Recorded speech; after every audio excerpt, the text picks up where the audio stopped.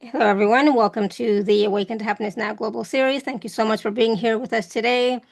If you're new to me, I'm your host, Shefaliburns. If you're new to my channel and my show, please do subscribe on YouTube so you can take advantage of all the current shows, all the previous shows, all the shows coming up. It is my deepest wish, desire, and intention to bring to you these amazing speakers who are sharing their wisdom, their teachings, their processes, their mini readings, their meditations, etc., so that we can all thrive, so that we can all awaken to happiness now.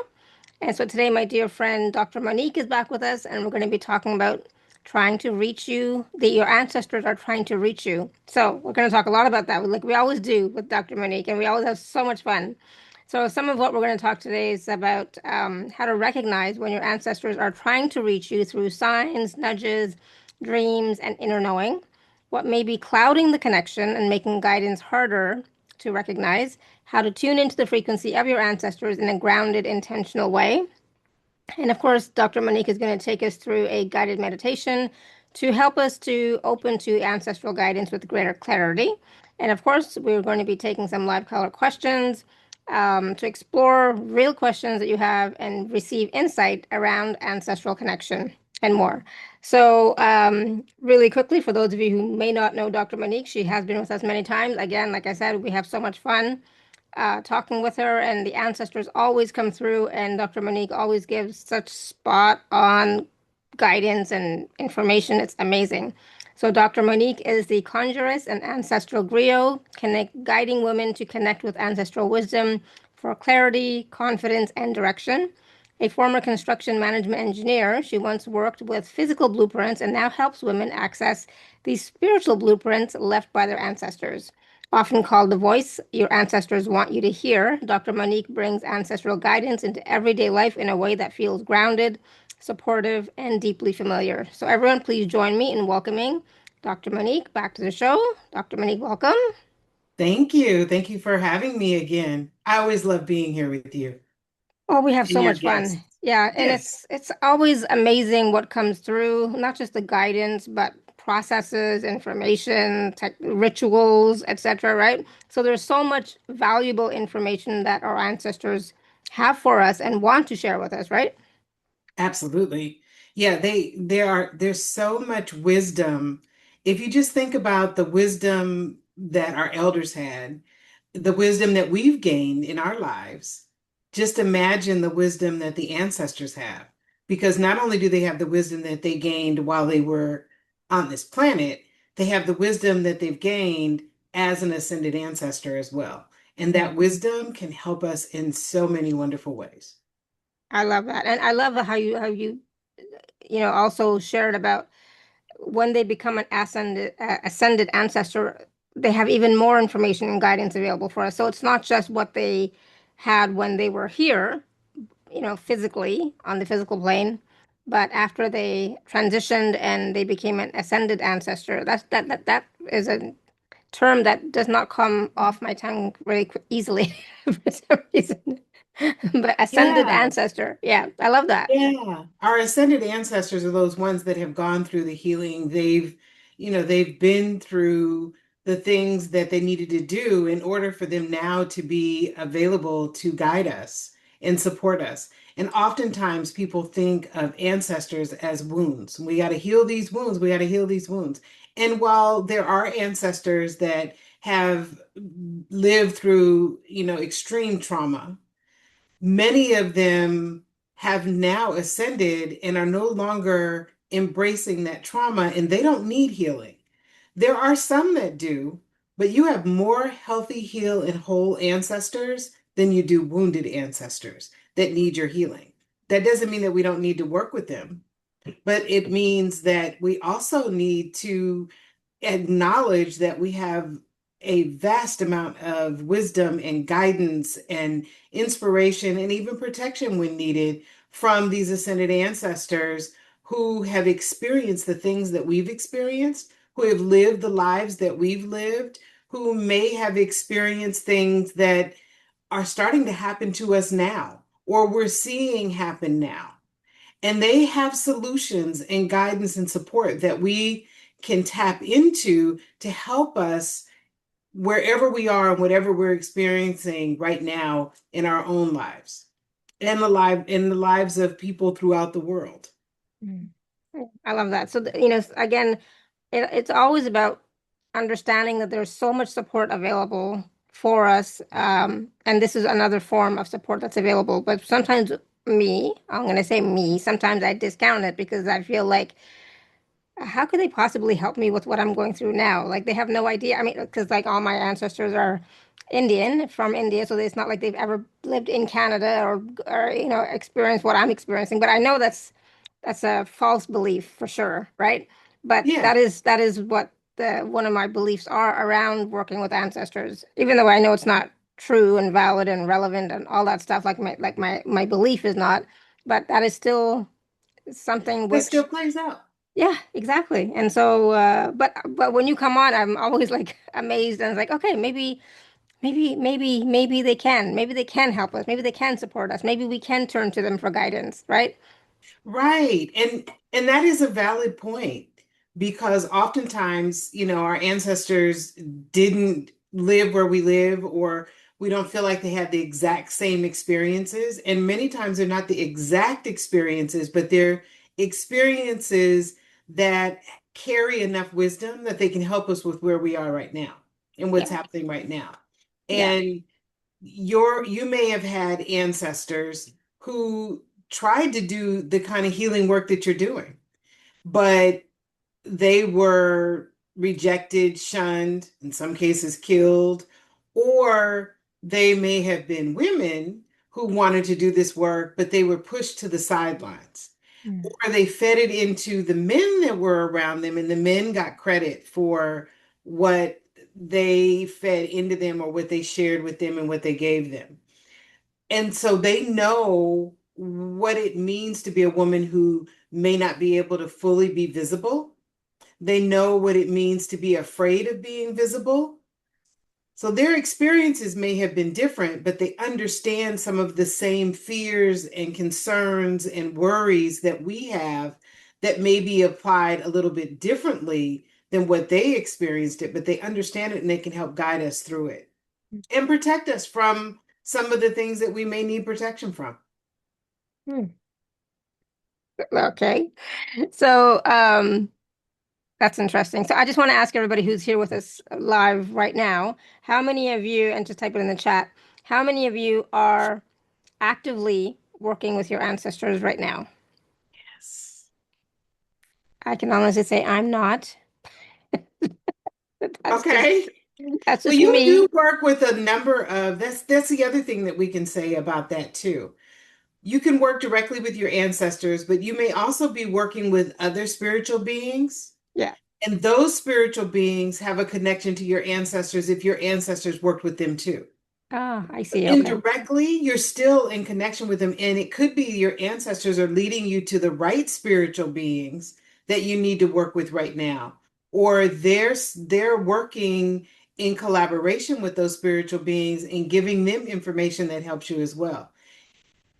Direct connection is powerful, but there are other connections that take place as well. Yes, absolutely. And so I see that some people are saying yes.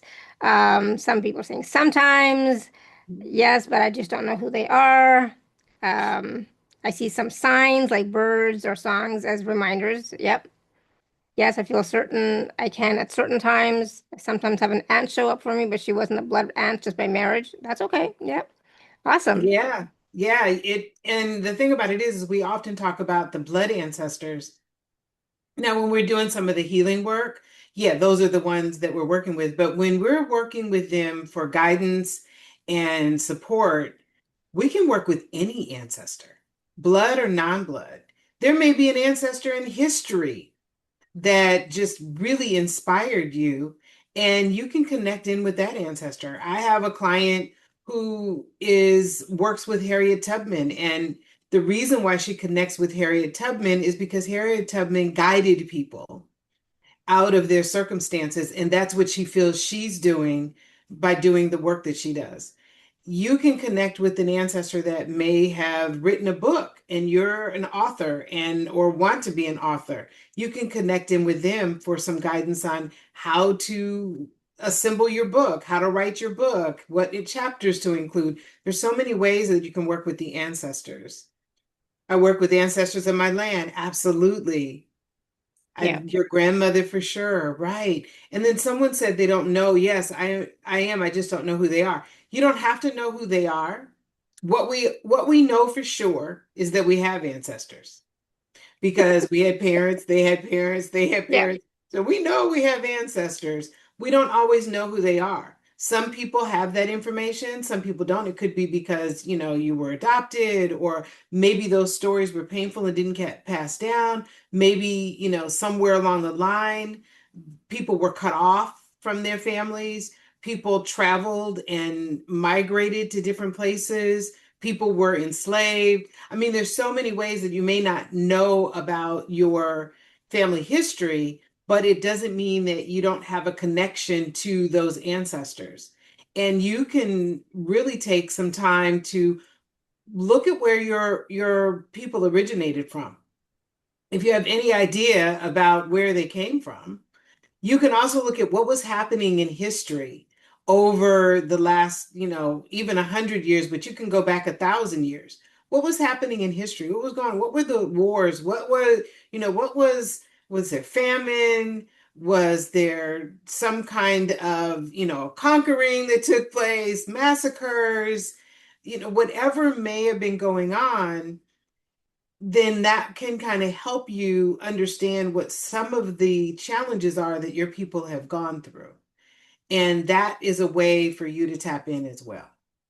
So you don't have to know them. Okay, somebody else says, I see signs like birds or songs and reminders. Yes, yes. If you have ancestors that enjoyed nature, if you have ancestors that enjoyed music, those are ways that you can connect with your ancestors. You don't only have to sit in meditation to connect with your ancestors. There's so many ways that you can connect.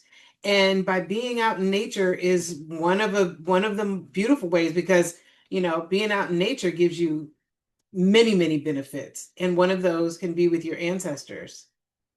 Beautiful. And I love the question that Linda posted. Can we be our own ancestors, like from a past life? We can, in a different way. So yes, we may have been a particular ancestor in a past life, but we don't necessarily carry their wisdom with us all the time. So there may still be wisdom that they can share that we can really benefit from. So your ancestors are spirits, but their souls may have, you may be living a past life through their soul. Yeah. Mm-hmm. Awesome. And Tina says, when I started this journey in 2012 and my near death and grandma came to me, I guess I think she means during her near death experience, her grandma came and told me to look into ancestors, and I have, and wow, right? So obviously you were meant to work with the ancestors as well. Yes, Um, absolutely, Tina. Yes. That's a beautiful story, something that you may want to write down and share with members of your family if you feel comfortable. But that's or people because that is a beautiful story, and that is one of the many ways that the ancestors can talk to us. We're talking about your ancestors are trying to reach you. Well, that's one way that they may try to reach you is through your dreams. That's one of the easiest ways, particularly when we're first starting out, but that's one of the easiest ways. And they can come to us when we're in that state of illness, like you said, near death experience. I have a friend who was placed on a ventilator during COVID. He and his mother both. His mother died the day that he came off the ventilator. And she spoke to me about the experience, but he talked to me about how one of his wife's ancestors came and visited him, only to discover that he had actually worked at that particular hospital. So the ancestors can come at times when we are unable to process what's going on in the outer world. That is a beautiful time for them to come and visit with us. So our dreams is one of the many ways. And then, of course, in your case, you were at a point where it sounds like you were having a near-death experience and your grandmother came to you. Wow, I like that. I'd love to know more. Hmm. Absolutely. It's a beautiful experience for sure. Yeah. Um, and I know for myself, I used to have dreams where one of my grandmothers would come in, or I would be having like a Reiki session or a healing session or something, and she would come in. So she used to come in quite a lot at the beginning, but not so much anymore. So I haven't dreamt about her in a long time, but in the past, she used to come through quite a bit. Well, Um, it's interesting that you say that because the same ancestors don't always come through. mm, You, they may have shared everything that was needed to be shared with you, and now there's others that want to come through. right. Yeah, it Yeah. totally makes sense. Yeah. Yeah. But someone said, we had families, I think it was in India where my ancestors, oh, famines, okay, are from. Apparently this has led to a higher incidence of diabetes. Okay. Yes, you can ask the ancestors to heal physical symptoms. Ancestors, particularly ancestors who have or were some type of healer. And I'm sure that most of us, somewhere in our family lineage, had people that took on that healing because even if they weren't quote unquote professional healers, they were taking care of their children and providing their children with things that they needed to heal. And that is a form of healing as well. And if you think about and you look at history within different cultures, you'll find different um, modalities and different healing methods and different even herbs and foods and practices that people used to help with healing. You can call on them and ask them to support you with healing, whatever it is that you're experiencing. The other thing is understanding a little bit about where some of these things come from, because we know a lot of the diseases that people experience have some association with the thoughts and the beliefs that we have. And therefore, we can kind of take a look at, well, what was happening at that time? What were these people experiencing? What were they thinking? And then tap into them and just say, we are in a different time. There are so many resources that are available to us. Please help us. Please help us with the diabetes in our family or whatever, anything that is being passed down. But that's a way that you can call upon them. That's the first simple way that you can call upon them. The other way that we would do it is do the healing work around what were the stories that created the situation and then work on some of those stories and healing those stories. But for now, you can begin by just asking. Ask, ask, ask. Awesome. I love that. And and that's the thing. Sometimes we don't ask, right? We don't, maybe it's because we don't trust, we don't believe in ourselves, we don't trust in the connection. And that's why we don't, right? Yeah, oftentimes we don't trust in the connection because sometimes we'll feel like, is this me? Am I the one that's actually coming up with this, or is this something coming from my ancestors? And here's what I know. When something is coming from spirit guides, angels, ancestors, or any of the spiritual beings that you want to work with, it doesn't push you in a way that is uncomfortable. It may guide you, it may encourage you, but it isn't this forcing. And it doesn't come in these long sentences. It doesn't always come in a booming voice. It may come in a feeling, something that you're sensing. When you receive some type of guidance, it doesn't just fade away. It's something that will keep coming to you and keep coming to you. And sometimes, if you're not quite sure about it, it'll come in different ways. And if you're unsure, if it's you or if it's guidance that you're receiving, just say, hey, can you present this in a different way? Until you really start to feel like it's the right connection for you. But guidance is very different. Guidance from spirit is very different than our mind telling, shoulding us. You should do this, you should do that, you got to do this, you got to do that. And the guidance that we receive from spirit is more of a gentle, I often tell the story, and I won't go into the full story, but just how I accepted a job after being awakened in the middle of the night, and this beautiful soft voice said, "Don't take it." That was it. That was it. And because it looked good on paper and it looked like a great opportunity, I went back and said, "Oh, yeah, I'll take it." And what was supposed to be a close 20-minute commute, 20, 30-minute commute, ended up being a 90-minute commute into total chaos where people were unhappy. And the simple words were, "Don't take it." Nothing more. Nothing more. It doesn't have to be complicated. Like I've shared this story before when I started, just before I started doing my diamond DNA activations. I was in bed, falling asleep. So in that just that space between awake and sleeping, I just got the words diamond DNA activations. That's all I got. That's all I got. And I'm like, what's that? It's like, so then I Googled it and stuff. Like, it didn't find it anywhere. It's like, okay, so maybe I'm meant to, do diamond DNA activations, and and so And look then, at where it is now and how many people you have helped just by following that guidance that came through, just by following those words. and it's not, I didn't ask like, hey, should I do anything? Like, no, I mean, like, I was doing a lot of meditations and stuff anyways, but it just that's how it comes through sometimes. Just simple, right? And then it's up to us to trust it and then take the next step with it. So whether that was ascended ancestors, whether that was, divine mother, whether that was galactic beings, etc., it doesn't really matter. But what matters is what you do with the information and guidance that you get. Right, right. We can get guidance from so many amazing, amazing beings.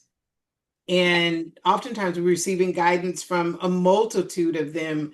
Usually it's the same type of guidance, it just is coming in different ways, right? And Yeah. ancestors is one of those ways that it can come through, but it can come through in so many ways. And some of us feel more connected to a particular being, and Mhm. that's okay. But we can't ignore what the others may be trying to give us too, because sometimes they can reach us where other ones are not reaching us. Maybe we're more tuned in. Maybe the frequency is hitting just right and we can receive that information. Maybe we're listening to a song and the ancestors are like, hey, this is a great opportunity for us to come in and share some information. We're going to share some information through the listening of this song. And we just have to allow ourselves to really stop in the moment and take that information in. And it doesn't mean that we have to act on it immediately. You can Yeah, take a moment. It doesn't require an immediate, hey, I got to do this right now. It often gives you a little bit of time to really make sure that it feels right to you and that it is like you did, where you said, okay, well, let me go and find out if anybody's using this or if this shows up anywhere. You took a minute to do that. You mhm, didn't just say, okay, well, they told me to do this, I'm just going to go and do it. You allowed yourself a little bit of time to say, okay, I feel this guidance. Let me just see where this goes. And that's okay. absolutely. Mm-hmm. And for me, I think it's important for all of us to sometimes when we do get guidance from our ancestors or however, to sit with it, see how it feels, like you were saying, right, Dr. Monique? See Yeah. how it feels to you. Because if it does not feel good, if it does not feel light, it does not feel expansive, etc., just question it. So I always say question everything, especially question what your mind is saying. Oh my God, just trust me on this one question. Don't trust everything that your mind tells you, right? So question Right. everything. And then if it feels good, then take a baby step, and then take another step and then take another step. But that's how, and then when you do that, then it's like whoever has given you that guidance, is like watching and seeing. It's like, okay, she got it and she's doing something with it. Okay, we can give her more because she's getting the messages. She's receiving and she's willing to receive and take action on it, right? Yeah, that is a really important point because oftentimes we want the full picture. We want to know We never get the exactly full what's picture. exactly. We want to know exactly what's going to happen 10 years from now. We want to know how we know, is this going to be successful? Is my family going to whatever it is, right?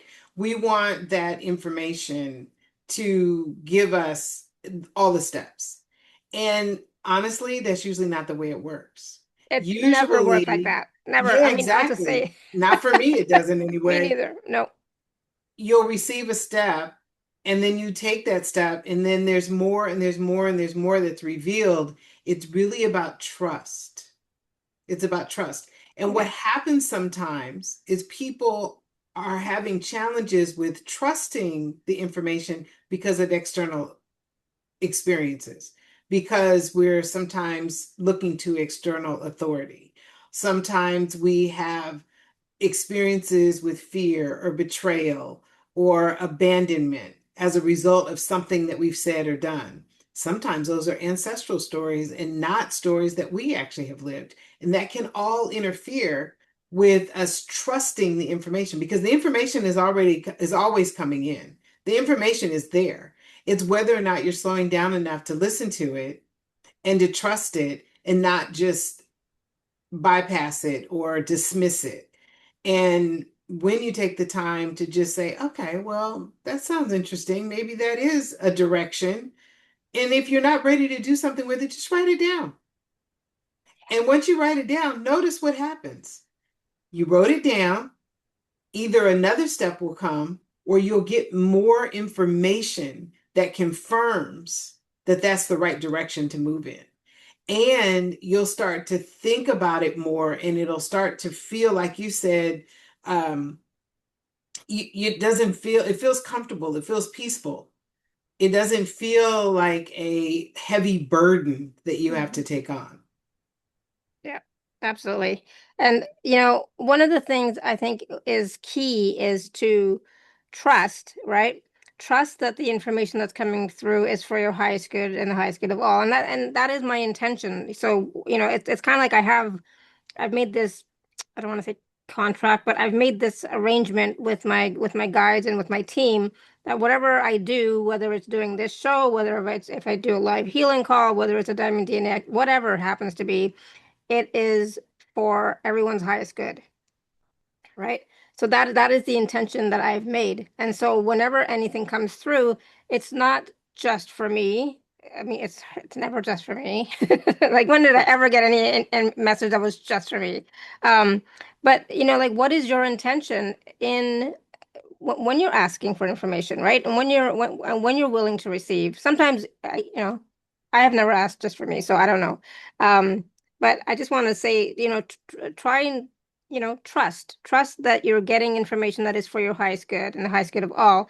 And sometimes it's not important to know who it's coming from, but it is important to know whether it's your mind or higher intelligence, right? And so Right, the mind is only going to tell you something that you've known in the past. It's not going to tell you anything new. So when this diamond DNA activation came through, that was not anything I knew. I knew about activations and I, knew about diamond frequencies and rainbow frequencies and all that stuff, but I'd never you know, had that thing at all in my awareness. So it was trusting that it's like, okay, this is something new because it was not something I thought about. And even when I get guidance, sometimes I will get words that I don't ever use, I don't ever say. Sometimes I don't even know what it means. So in that way, it's about trusting that. But because I was just reading what Pragati wrote in the chat. And for her, she said it's the path of discerning when it's my mind speaking and when it's my ancestors, guides, babies. And so when I am receiving information, for example, I just say it's my team, but mhm, it's not my mind for sure. It's my team. And so whoever happens to be around at that moment giving the information, I receive it. But yeah, it's like I think it comes down to trusting and practicing, right? Like asking questions. It does. It comes down, and one of the points that you made that I really like is that it doesn't really matter where the information is coming from, which being is sending the information. The point is that you're paying attention and really listening and really taking it in a way that enriches your life and the lives of the people around you. And oftentimes we want it to come from a specific place, but it doesn't need to. And whichever guide that you work with, as you said, there's a team that is working with you. I call it the council is working with you. Your wisdom council they're all working together to support you, which means it doesn't matter which way it comes in. It just means connect where you feel the connection the greatest for you. For some people, it's ancestors. For some people, it's guides. There's so many Yeah, different beings that we can connect with. And so people feel a connection in a different way. And I think it's really important that we acknowledge that not one is better than the other, that they're all a team, that they're exactly. all available to us. It's just that we're in a frequency where we match one maybe differently than we do another, or we hear one differently than we do another. And that is okay. That Yeah, is okay. absolutely. I love that. I'm so glad you said that. And I want to also add into that your team includes your higher self, right? Absolutely. And your higher self is not less than the angels and the guides and the ascended masters or the Absolutely. galactics, etc. It's definitely not less than. Same, That's all equal. the team. We're all one actually. So it doesn't really matter. It's all frequencies, right? Um, Yes. I just want to acknowledge something really quickly. So, Pragati asked her ancestors while we were on this call about the diabetes piece, right? And just before I get into that, we neither one of us is a medical practitioner. If you have any physical issues, etc., please see a medical practitioner of your choice. But we're just giving information and guidance about some of the stuff that we know and have experienced. But Pragati said, I just asked about the diabetes, and they said turmeric. Turmeric, turmeric, turmeric, and just now saffron. So both of these are used in our everyday cooking, that's for sure. Also bitter greens. So I just want to acknowledge that, because we were talking about it and we said ask, right? Dr. MoNique, you said ask, ask, ask. And so she asked and she got a message and, you know, trust. I mean, use your discernment and trust. I mean, turmeric is always good, saffron is always good.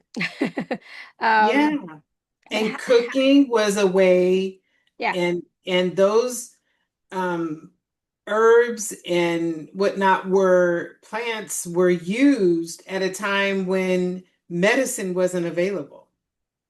And your ancestors may be guiding you to some form of healing. I know there's a woman that has a line of feminine care products. And she said that she was suffering with an illness for a long time.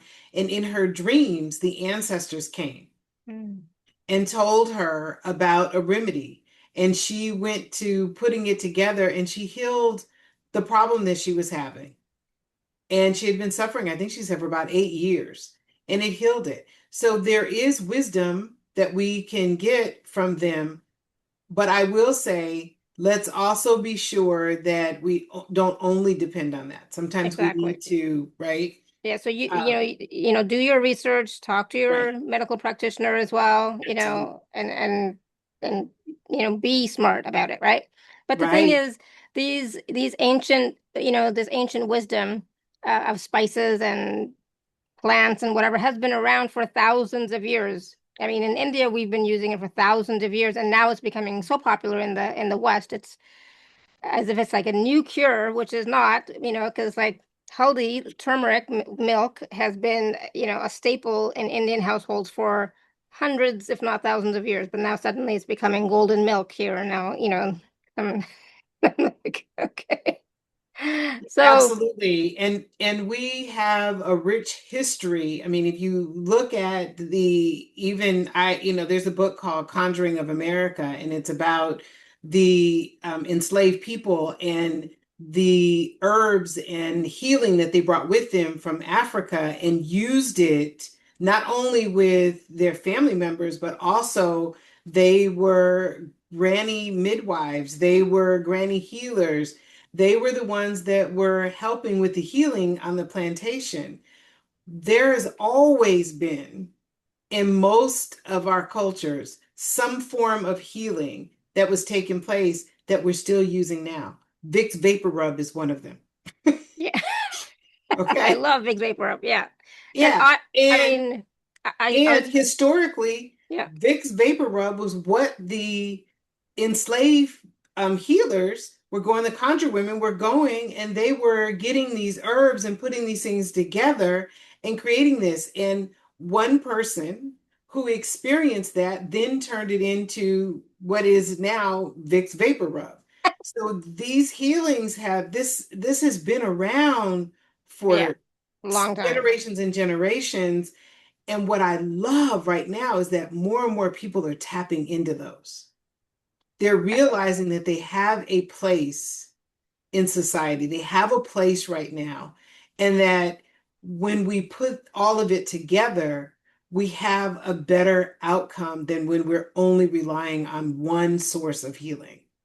Yeah, they can all complement each other for sure. Absolutely. Absolutely. So I just had healthy milk last night. So golden milk, turmeric milk, whatever you want to call it. I just had that last night. So I have a couple of times a week for myself, you know. So it's like, you know, these things are around. And so if you get messages or guidance from your ancestors or your team, look it up, research it, and figure out how you want to work with it. But thank them for the information, right? And just by you acknowledging, oh yeah, I got this information from them. Thank you so much. I will look into how I can use it appropriately for me. So then you will start to get even more information because now you've acknowledged them, you've thanked them. Basically you said, yes, I've received your message. So that opens up that channel even more, right? Right, right. Absolutely. That is the key. Just continuing to open the channel. And, one of the things that is also important, just as we build relationships with the people around us, we communicate with them, we spend time with them, we support them. Well, in order for you to have a connection with ancestors or any being, it takes time. You have to nourish that relationship. It's not something where you just say, okay, give me the information and then you go on. It takes time and consistency. It doesn't necessarily mean that you have to, go to the mountain and meditate every day. Not that there's anything wrong with that. And if you have time to go do it, I say, hey, go and do it. But what it does mean is you take some time to connect each day. And it can be connection by doing things like listening to music. We talked about that earlier. It can be by connecting just before you fall asleep. It can be cooking.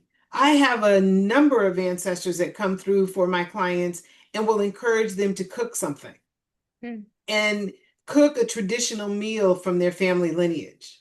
And through that cooking, inspiration comes. The person starts to connect deeper with their ancestors. Maybe an ancestor comes through and gives them information. One of my clients, it became a business for her. Every Sunday, she would prepare soup. She was guided to prepare soup.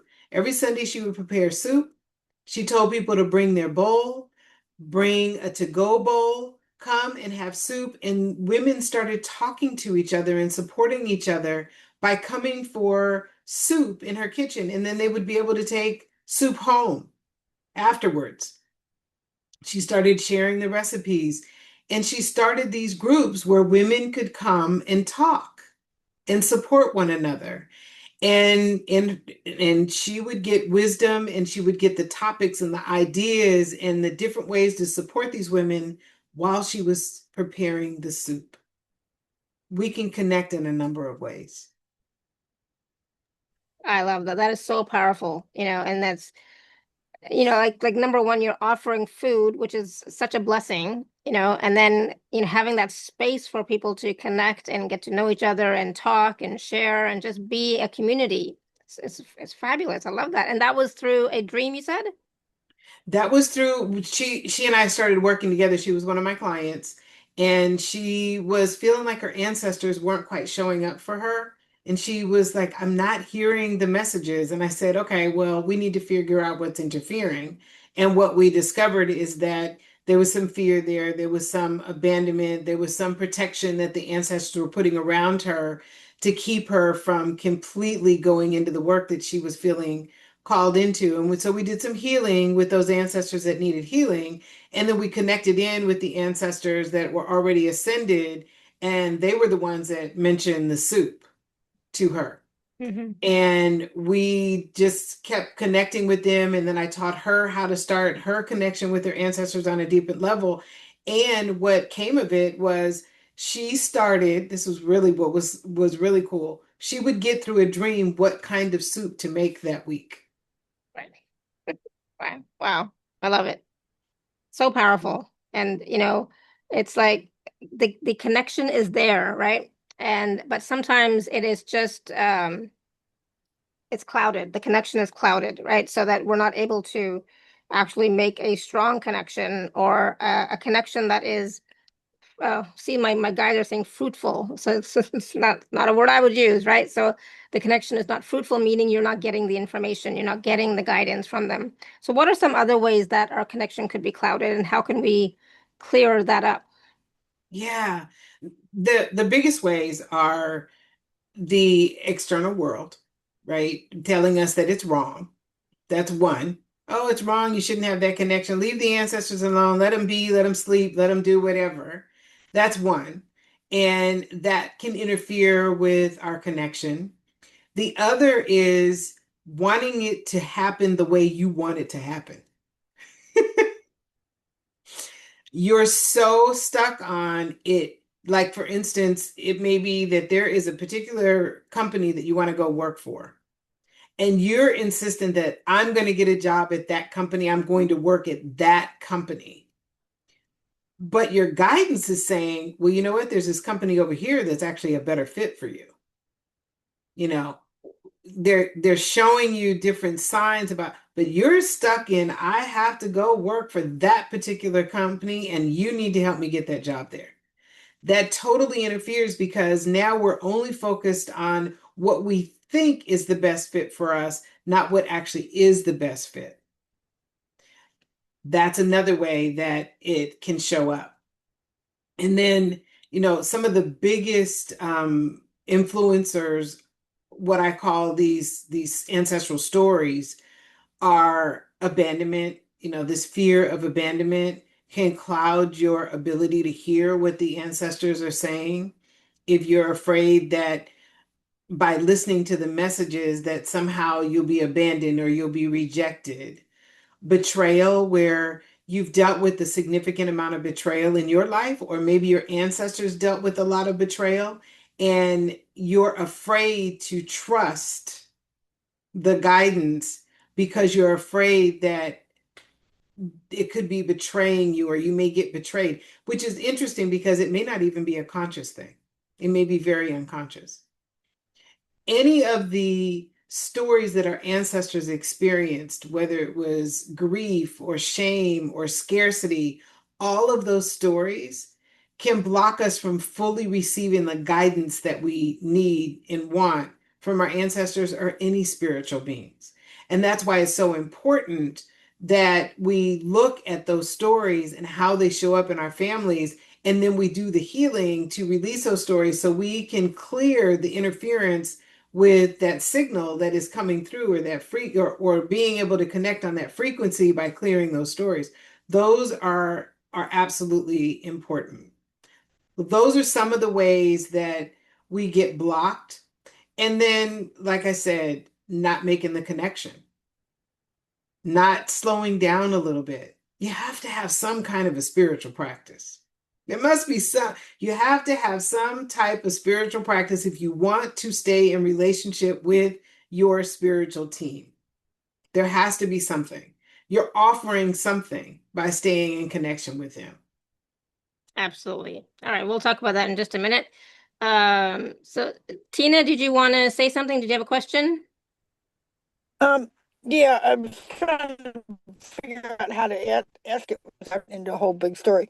But when I went on the ancestry journey, I found that I have such a big variety in my tree, which I I don't have any one judgment in my book, and maybe that's why I'm here.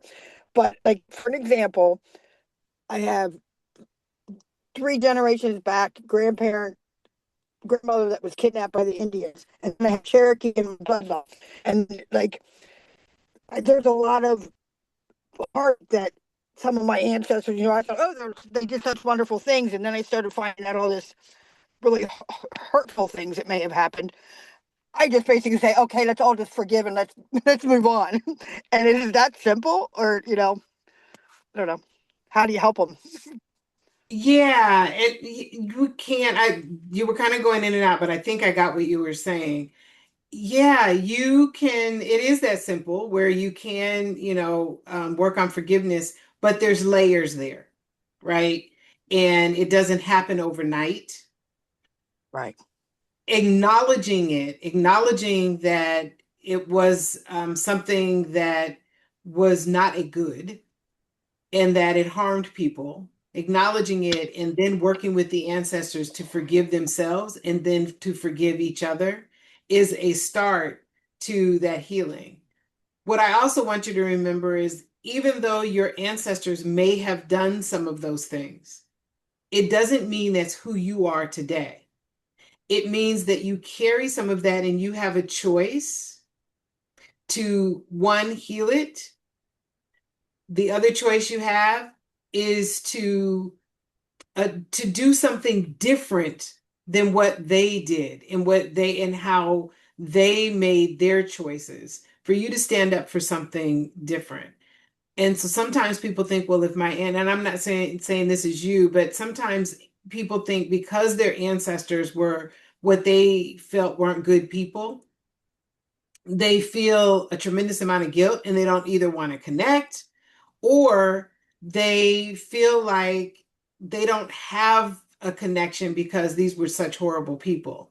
And I can tell you that even when there were horrible people that did horrible things, there were also some good people in your lineage.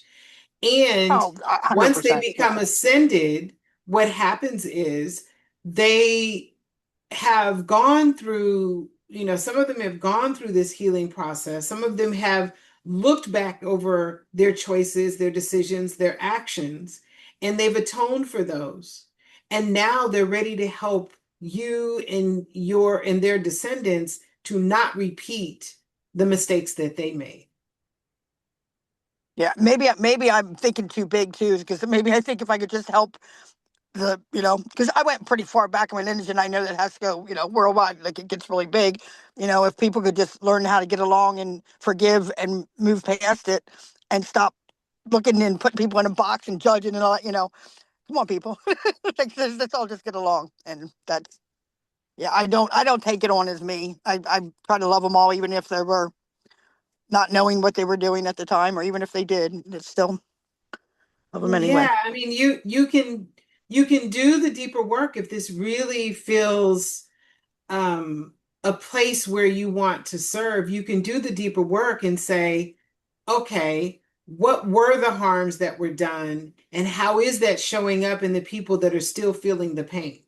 Because what we know is that these experiences are passed down in the DNA from generation to generation to generation to generation, and they show up differently in each generation. But the reality is, until it's healed, people are still carrying those stories and And they're that's still that's where making I'm. decisions Yeah. and actions on those stories.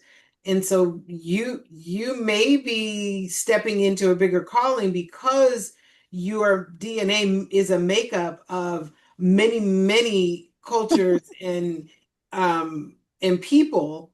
This may be what is you're being guided to do, is to take a deeper look at it in a really powerful way. As you're saying that, I got a full body chill.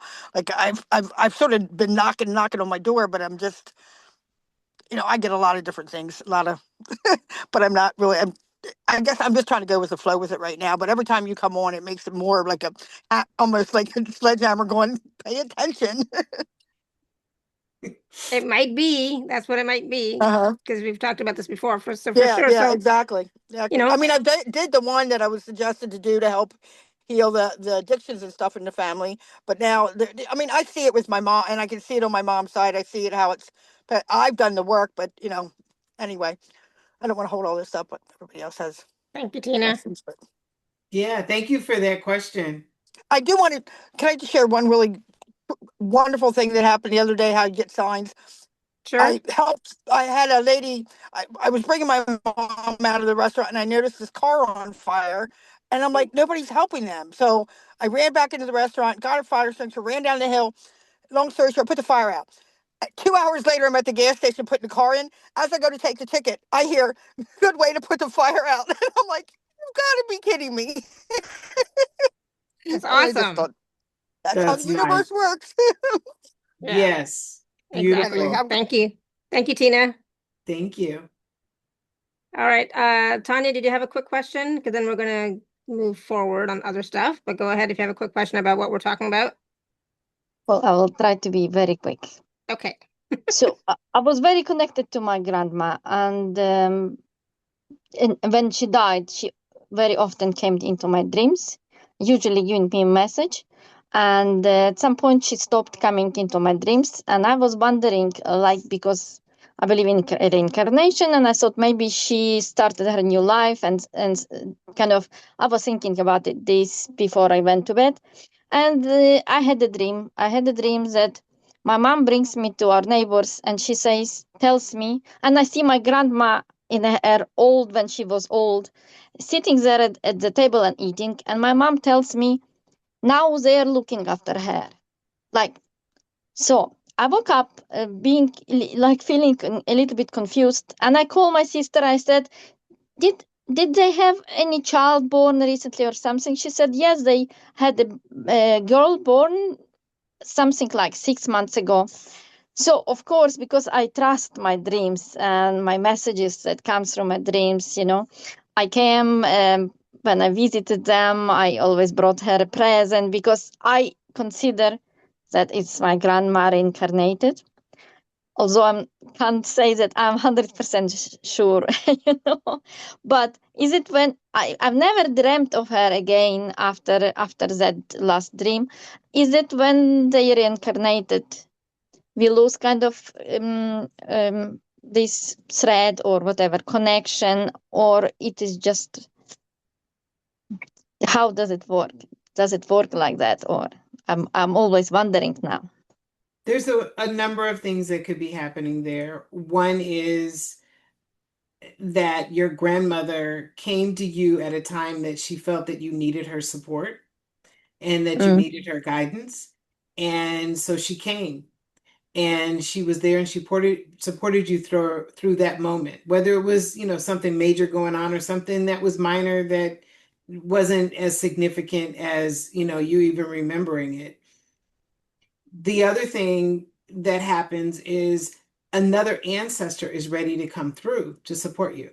And that ancestor may be working to come through, and your mother has moved to doing work elsewhere within the family lineage. I rarely hear of an ancestor that has reincarnated that isn't actually still actively working to support their family. So I would say that there's a possibility. Well, you know what? Let's just check in. So her message to you is that she didn't feel like you needed her anymore. It wasn't that she didn't want to connect with you. It is that she has moved on. She is working with Okay. other members in the family, and you have a great great aunt that was her aunt that has been walking with you now and supporting you now. Wow. Nice. Awesome. All right. Thank you, Lara. Interesting. Yeah. Thank you, Tanya. And I think for me, like, how do I say this?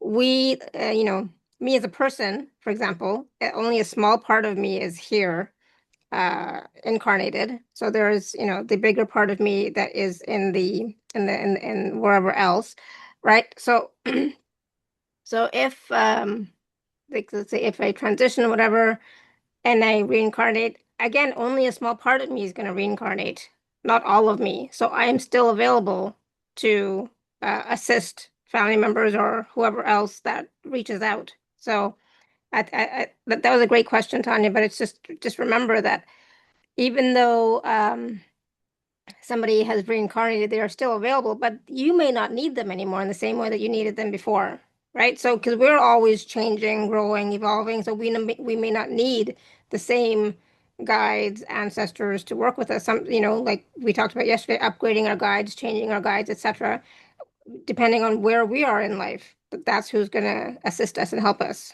right, Dr.MoNique? 100% agree, and I think that was a great explanation of it. We have the ancestors that we know of or that we may or may not be familiar with, but we know that they exist. And then there are wisdom keepers of our lineage.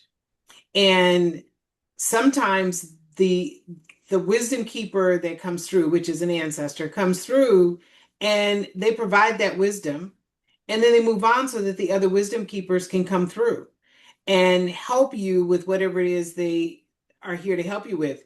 And these wisdom keepers, something we haven't mentioned, and we'll go into it too deep here because that'll be a little off topic, but the wisdom keepers actually hold the ancestral medicine that we were born with. And that medicine is what we can use to support other people as a leader, as a healer, as a guide, as a coach, whatever it is that you are doing, you hold a unique ancestral medicine that has been passed down from generation to generation to generation. And these wisdom keepers are the ones that are the keepers of this medicine. And when we find that an ancestor is no longer showing up that did show up before, sometimes people see it as rejection or they don't want to connect anymore or there's something that I've done. No, that may also be a part of the wisdom keepers that are guiding you. And that may be another reason why they're not showing up, because they've imparted the wisdom that they needed to give you, or maybe they realized that they were trying to give it to you, but they weren't able to kind of reach you. So another wisdom keeper has come in and we'll be working with you and helping. But what we do sometimes is we have been connecting with that one, or they, have come in through our dreams, or, however we're connecting. And we're so focused on connecting back with them that we miss that there's others that are wanting to connect with us. And so that sometimes happens as well.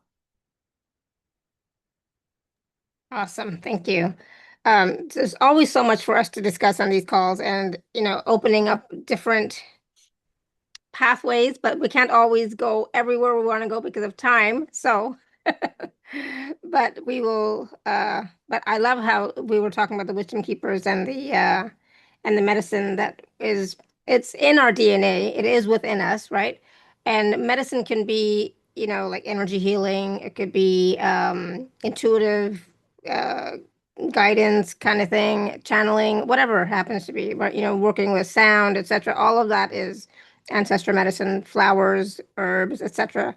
Because we all did that in the past, right? So our ancestors did it, we did it in past lives, etc. We work with all these things. So these tools, these resources, this medicine is within us too.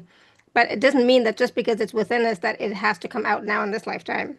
No, like we're not reliving our past and we're not reliving our ancestors' lives. So we are here to live our life, whatever that it means for us. But if something sparks your interest, then, go for it, right?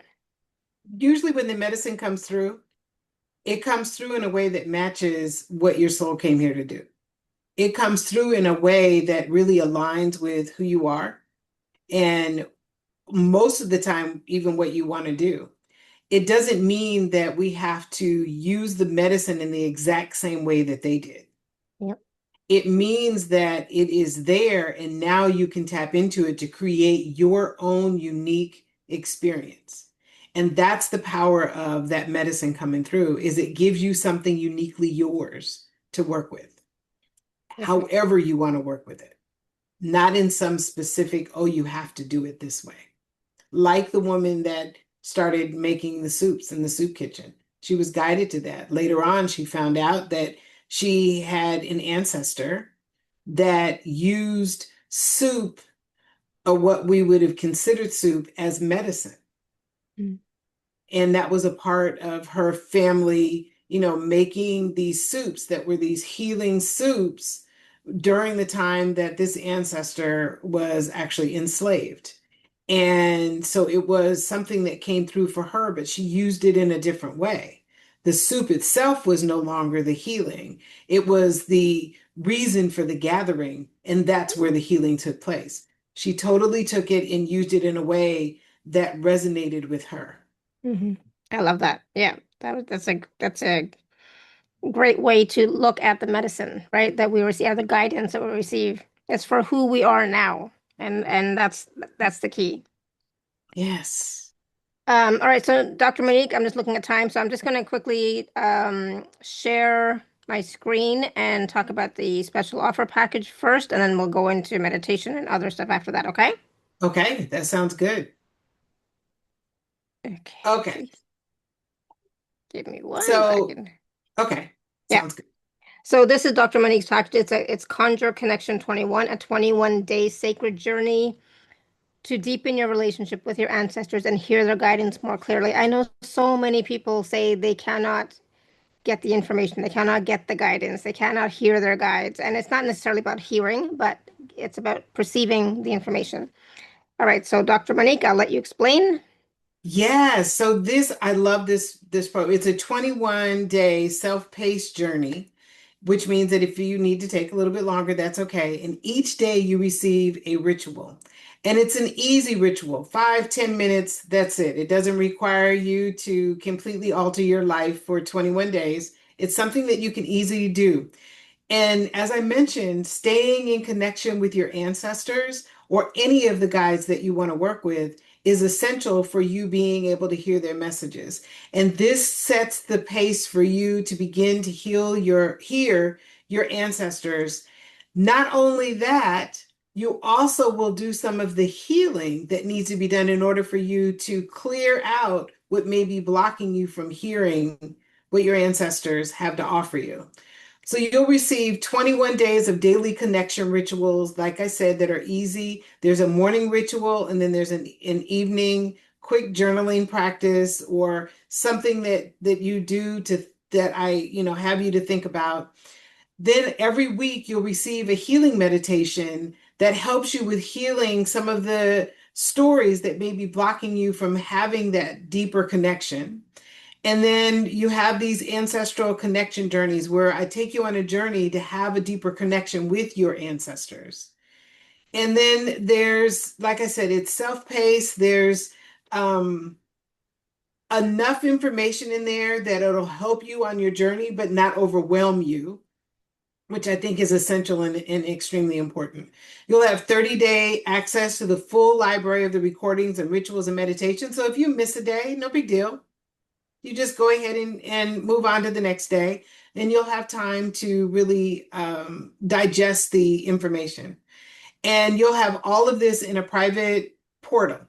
It's the Ancestral Wisdom Portal where you will have access to all of this information, and you can go back to it over the 30 days.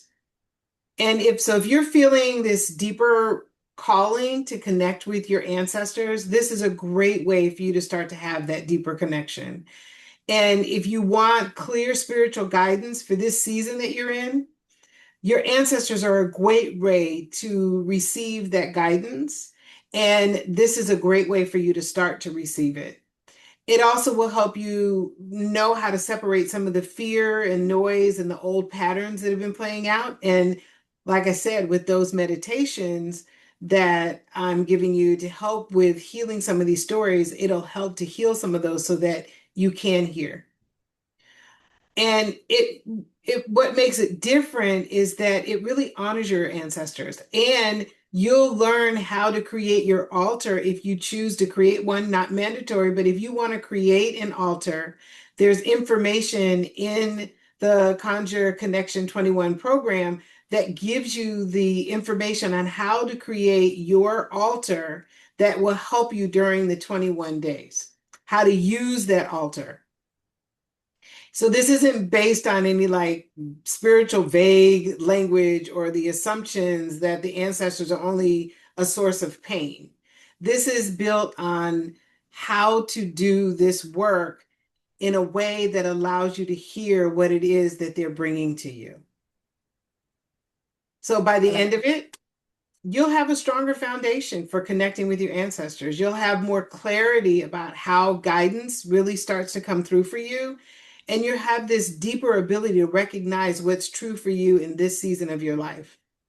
And then you'll have that sacred rhythm. You can take these practices and use them whenever you want to. So you may find that there's 4 or 5 of those that you feel most connected to, and you want to use those on a regular basis to continue your connection. This is giving you that ability to do that. So your ancestors are not absent. They're here. They want to work with you. We've talked a lot about that today, about how the different ways they show up and how maybe some are different at different times in our lives. They're always present. They're always sharing information. And now it's just taking the time to listen. And I want to also say that some people are like, well, conjure, what does conjure mean? So let me just say, conjure in the context of what I use it for. Conjure means conjuring the ancestral wisdom that is already available to you, tapping into it and bringing it to you and bringing it into your life in a really powerful way. So we want to conjure that connection. I love that. And this is so reasonably priced, beyond reasonably priced. It's only $67 for this 21-day journey, where you will be connecting with your ancestors, with your guides, however you would like to connect, basically. But I love this. So $67 US or $6,250 INR. So you can choose. But I love how there's healing involved. There's the meditations, there's journeys, and it's 21 days of truly connecting because we know we get busy. We feel like, if we don't do something every single day for a little while, we're going to forget. But if you can, I think this would be a great practice for you to truly connect with your ancestors, with your team, and start to really feel that, yes, I am connected. Yes, I am getting messages, and I think, and building that relationship, right? Nurturing that relationship, which is key. And then you'll be able to trust yourself that you're actually getting the messages, which is, I love this, Dr. Monique. I don't know why you didn't do this before. Exactly, right? Exactly. Well, I have something special. I always throw something else in there, Right. Yeah. right? Yeah. So this something special is if you sign up in the next 48 hours, so this is a time sensitive offer, I will invite you to what I call a wisdom circle, where you will have an opportunity to ask me a question, something that you may need support on, some clarity that you may need, some guidance you may need from your ancestors. You'll be invited into the circle, and everyone that is invited into the circle will have an opportunity to ask a question. And if you're not able to be there, you'll be able to submit your question to me in advance, and I will answer it during the circle, and you'll have access to the recording. Awesome. Usually those are reserved for my programs, my other programs, but I want to offer that to anyone because I figure if you are ready and you know you're ready, then let's take this deeper. So sign up and then you'll receive a message from me. You won't receive the message right away because this is something that I decided this morning. So, so just know that if you do it within the 48 hours, you will be getting a message from me with an invite to come and meet with me and be in a closed session with just the people who signed up in the first 48 hours. Awesome. I love it. Cindy says, love this. I'm in. Right? Yes, I love it. I think this is fabulous. I think, like I said, well, why didn't you offer this before? Why didn't you do this before? This is great, especially because there's so many people who doubt and don't trust and don't feel like they're connected. We're always connected, but that's a different story. But you know what I mean? Like they feel like they're not getting the guidance and the information that they would like to receive and have that to have that relationship. So I love this. Thank you. I love it. Love it. Love it. Love it. Love it. But Thank you. why only 48 hours, Dr. MoNique? I'm just saying this because you know how some people in my community, they don't receive messages or emails until the weekend. So they don't even know this show has happened until Saturday morning. Okay, well, why don't we say Sunday? Thank you. Thank We'll you. say Because till Sunday. so Sunday night PST, whatever, definitely book, definitely purchase and register, sign up, whatever word you want to use, because I think this is going to be fabulous. And so I know I want to say I want to sign up, but I'm just looking at my timing and I'm like, I can do 10 minutes a day. I can. It's short. Even the meditations are short. The meditations are about 10 minutes long. So, I mean, I think maybe one of them might be 15. And then there's some power sessions in there that you can choose to do or not to do. Those are 20 minutes, but they're not, they're just added on if you want to do them. You can listen to part of it if you want to, speed ahead. You can listen to those because they're not meditations. You can listen to those while you're doing the dishes. I mean, Right. Yeah. it's something that you can just listen to and take in. But yes, the meditations are about 10 minutes. The daily practices, some of them are even less than 10 minutes. It really is a matter of just kind of doing, and some of them are rituals and practices that you can do, read it in the morning and then do it throughout your day. So Mhm. it's not something that just totally disrupts your schedule and keeps you from being able to do the other things you want to do. And like you all might be wondering, like, why do you need it? You're already connected, you're already intuitive, you already get guidance. I do. I get guidance from a lot of places, but I am lacking in this ancestral wisdom piece for sure. I know for myself, I have this block that, well, I don't really know any of my ancestors. What can they possibly help me with? They were in India and blah, blah, blah. How could they possibly have any information for me, right? Any guidance for me? So that's my own block, right? My own belief. So that is why I'm interested because I would like to open that up for myself as well. That channel, that pathway of guidance and information, I'd like to open that up for myself as well. I have all sorts of, the galactics and guides and ascended masters and angels and unicorns and, everything else Right. except this. Right. And I love that because once again, you're deciding which ones you want to connect with and you're like, okay, well, I want to try those as well. Yeah, Yeah. exactly. I Because mean, there's like you, wisdom I here. have yeah, and like you, I have connections with different beings. It just so happens that the ancestors, my guides have called me to do this particular work. But I do have connections, even this morning in meditation. This morning, the ancestors didn't come through, my guides did. I have Hmm. three guides that came through this morning with some information and a reminder that I wasn't getting enough sleep. But Who gets enough sleep? That's like, what does that even mean? And I they know were like for celebrating that I did last night, but telling me, but you didn't the night before. And I'm like, yeah, I was yeah, I driving know. yesterday.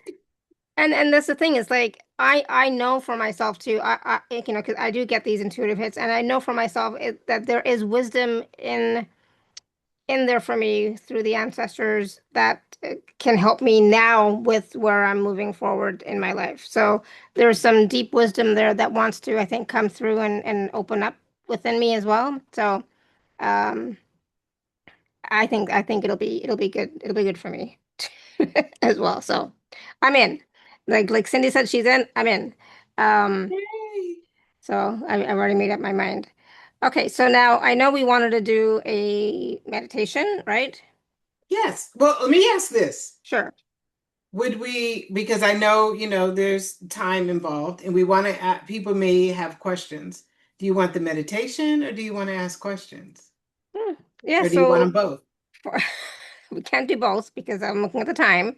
But Yes. so putting it out there to all of you who are here now, type in the chat, do you want the meditation or do you want to, get guidance and information? Like Dr. MoNique does these amazing mini readings. So let me know in the chat what you want, and I'm okay with either one. I mean, you know, and we'll go with the majority. And then depending on how I'm feeling, if there's time, then we might just do both. Okay, we're seeing meditation, meditation, meditation. Okay. All right. So let's go with the meditation first, and then We'll see where time we are. time Yeah. permitting and how I'm feeling. If my neck and shoulder are not bothering me too much, then we might do a few, not everybody. I'll tell you right now, and we'll do a few mini readings, okay? Yes. Because guys, my back always hurts when I'm sitting here for too long. My neck and shoulders always hurt when I'm sitting here for too long. That's the only reason. If I had, a more comfortable table and chair, I could sit here for hours, but I don't. So it's a Well, body we know thing. that we need to have a comfortable chair sent to you, huh? Yes, Send me the exactly. chair. Bring the Exactly. right chair. Exactly. All right, so let's start off with a meditation. Okay, let's Let's do do that. that. Yeah, and I Okay, think what that is going to also give us a taste of what some of the meditations, I guess, are going to be like in the program as well, right? little bit, yeah. A little Mm-hmm. bit. Yeah, Yeah. exactly. Okay, let's do that first. Okay. Hmm. So what I want you to do is if you want to keep your camera on, you can. If you want to turn your camera off, whatever feels most comfortable to you. And even if you fall asleep on this journey, it's absolutely okay. I'm going to guide you on a journey to connect with one particular ancestor that is ready to have a deeper relationship with you. Don't make any decisions about who the ancestor is, because oftentimes, oh, I'm going to go in and connect with my mother. Nope, nope, nope. We want to just leave it open to whatever ancestor comes through for you at this time. So just close your eyes and take a deep breath. And just exhale and allow your body to just relax. Notice where there's any tension in your body and go to that place and just release it and relax. Knowing that you're getting ready to go on a journey that connects you with some of the most beautiful, loving, and kind beings. These are your ascended ancestors. They are part of your wisdom council, your team that is here to guide you.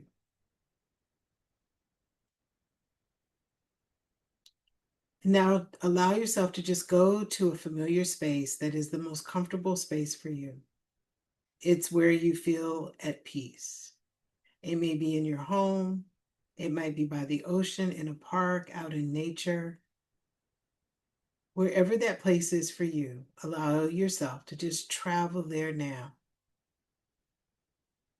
And just feel your body gently being lowered into a seat. It could be on the beach. It might be a bench in nature somewhere. It could be right in your home. Allow yourself to just be there.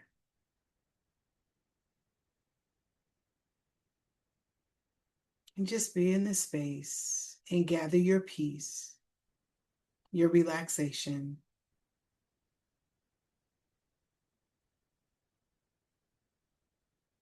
And now a beautiful white light begins to surround you. That is a healing light that is releasing everything that would prevent you from having a deeper connection with your ancestral team.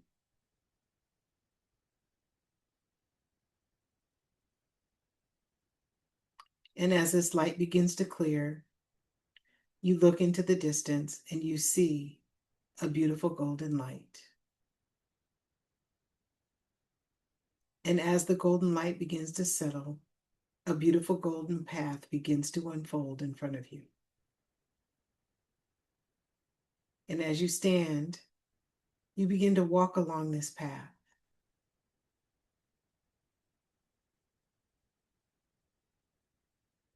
And as you take a stroll down this path, notice the beauty around you, the colors, what it looks like, what it feels like. And as you move along the path, you see these big golden gates. And just above the gate, you see a welcome sign with your name.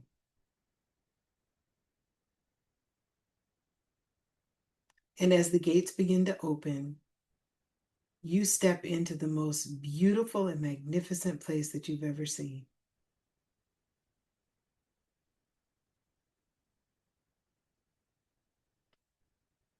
And an ancestor steps forward.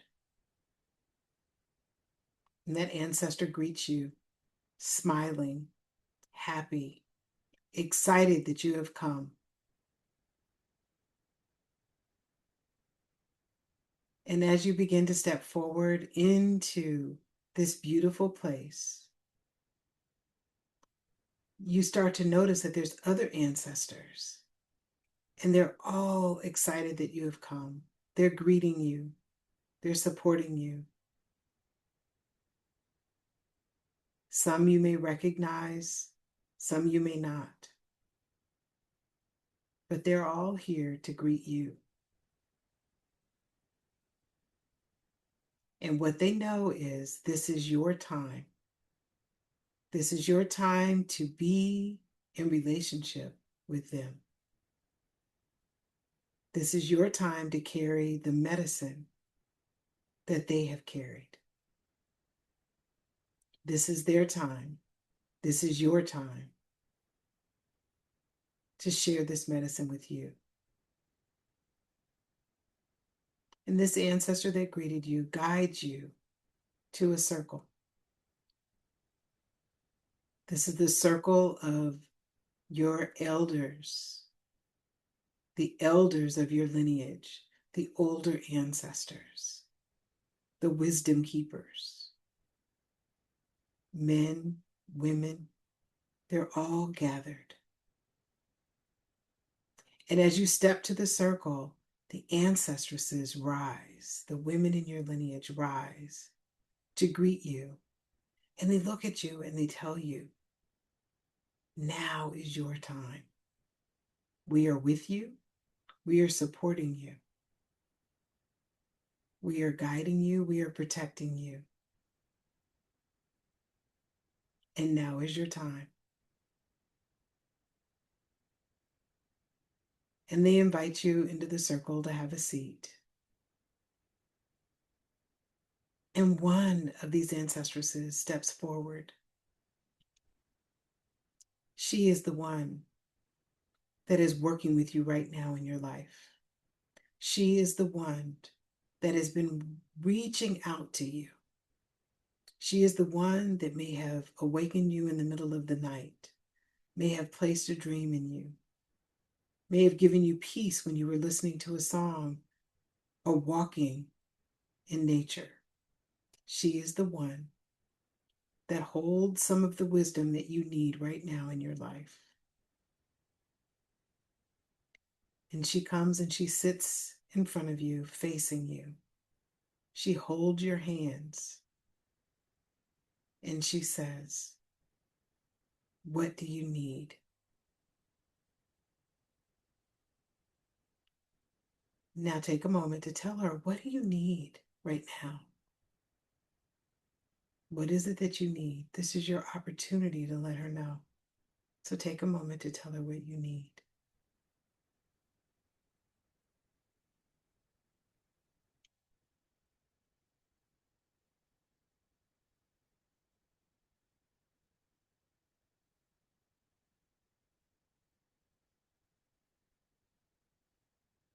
She receives your message. And she sits with you, just looking at you, taking in what you've shared with her, and creating something beautiful for you.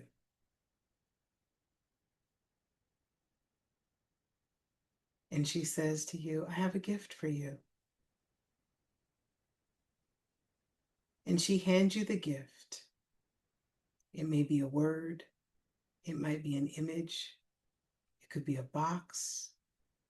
It could be a figure. It's a gift that she has for you that you can bring back with you to help ground you in her wisdom. Notice the colors, the shape, and the feeling that you have. And if you're unsure about what she has handed you, take a moment once again to ask her. Ask her what it means and listen for her answer.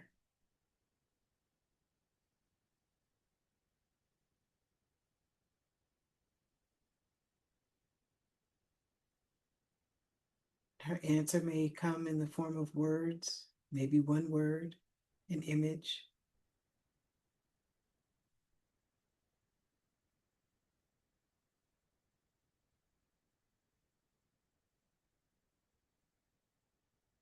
She's now encouraging you to take this gift back with you. Place it on your altar, place it in your home, somewhere where it reminds you of the relationship that you have with her. And now she encourages you to stand, and all of the ancestors now surround you. She's standing next to you, and they're pouring their wisdom and love and protection and light and healing into you in this moment. Feel it just coming to you.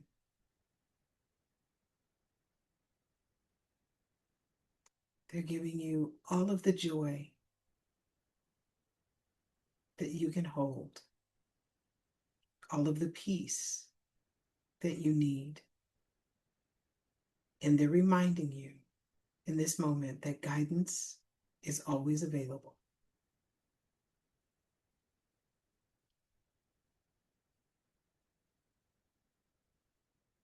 And now the ancestor that met you at the gate stands with you again to guide you back. Take a moment to thank all of the ancestors and ancestresses in the circle with you. Thank them for the gift that you receive today and always. And now this ancestor begins to guide you back to the gate, reminding you that you can come and visit at any time. And you're guided back to the gate, filled with joy, your beautiful gift in hand, an experience that you can go back to at any time. And she brings you to the gate and looks at you and says, "The gate is never closed. You have opened it and it will remain open anytime you want to come."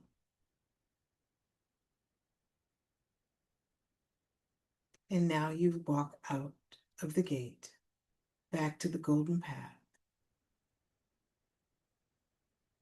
And as you journey back on the path, you go back to your place of peace.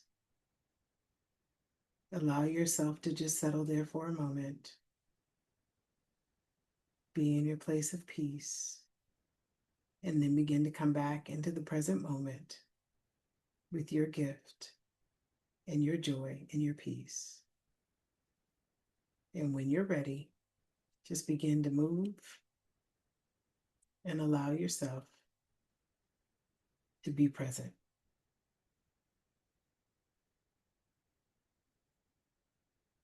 And if you feel comfortable, share in the comments what that gift was for you. What was the gift you received from the ancestress that is now supporting you and guiding you?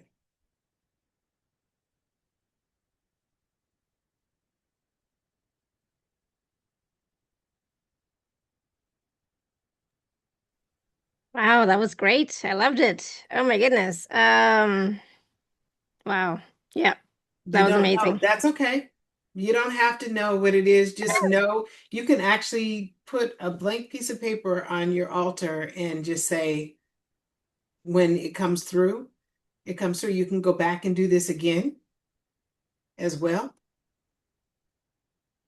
Connecting to love. Beautiful. I Beautiful. love that. Ooh, flowers and leaves. White flower. Yeah, beautiful.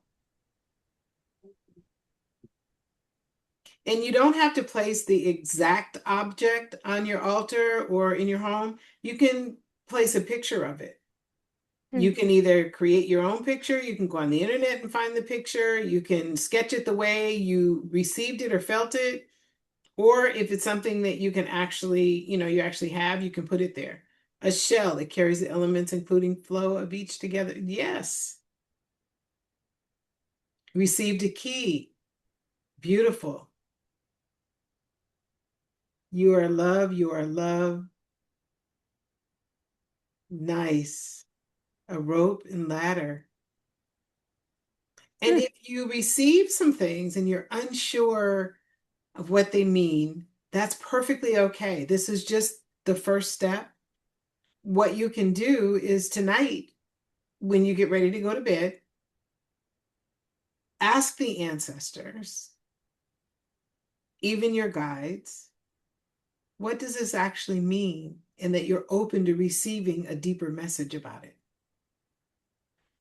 And go to sleep. Beautiful. Yeah, that was lovely. And there were so many ancestors there, I noticed. Some I recognized, some I did not at all. That's okay.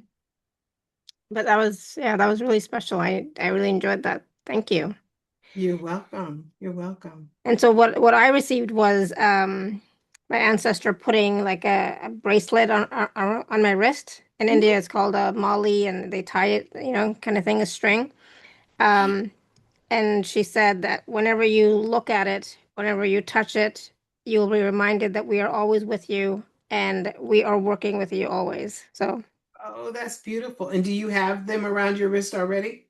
no, Okay. I don't have anything on my wrist. So, Okay. but I do know which one what I'm going to put on my wrist. So, it's like, because it Yes. doesn't have to be exactly the same thing that was in the Right. meditation, but it could be Abs- something that Absolutely. symbolizes And it it. Yeah, doesn't always have to be on your wrist. It could true, be at certain times, and you can place it, somewhere where you see it, even if you don't have it on all the time. I true. love that. Yes, yeah. So that was, yeah, that was good. I loved it. Thank you. And it was so clear. I mean, I'm, it's weird when I do meditations for others. It's very clear for me, right? I can see it all.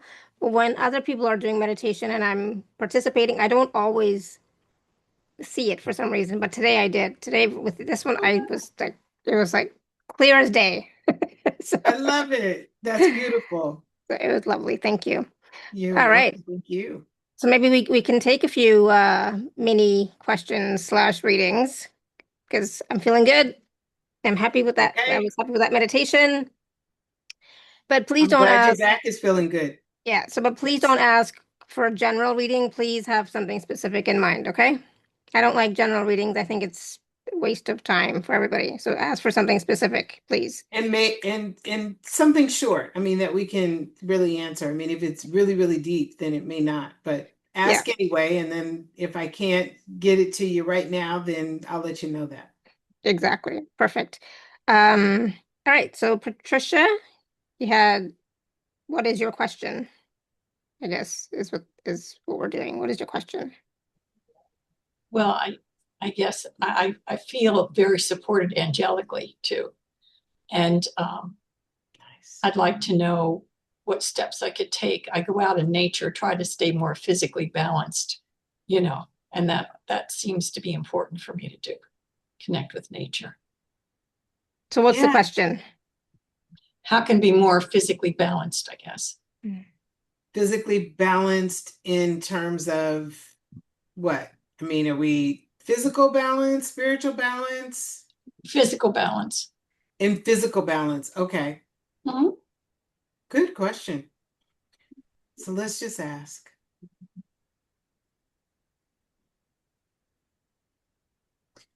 So the ritual that your ancestors are bringing forward is for you to stand, well, first to sit with your feet on the ground.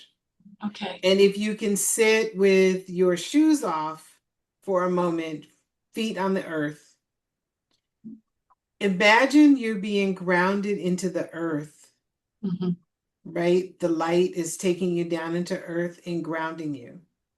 It's too cold for me to go barefoot. Okay, so not right now, but that would be one for you to do when it gets Okay. warmer, to Okay. practice that. Okay. And practice that, regularly. But you can actually still do it in your home. Yes. Right? Because there's earth underneath you. Put your I try to feet. do that. I try to ground into Mother Earth. Yes. Right. So what they're saying is you're grounding in, but in a different way. Okay. You're grounding in and asking them to be the stabilizers that help stable you. Okay. Right?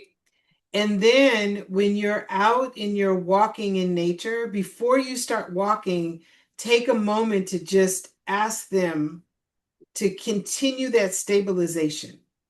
Okay. Okay. To continue to help you ground, to continue to create balance, and to also allow you to have sensation in the bottoms of your feet, because that's often where people, as we get older, we lose that sensation and then it impacts our balance. Asking them to create a peaceful sensation in your feet so that you can feel the earth as you're walking on it. Good, good. That's wonderful. And that's what they're encouraging you to do to help you with having more balance. Balance. Okay, thank you so much. You're welcome. I'm grateful. Awesome. Yeah, Thank great you. answer. Thank you, Pat. All right, Cindy, you want to unmute?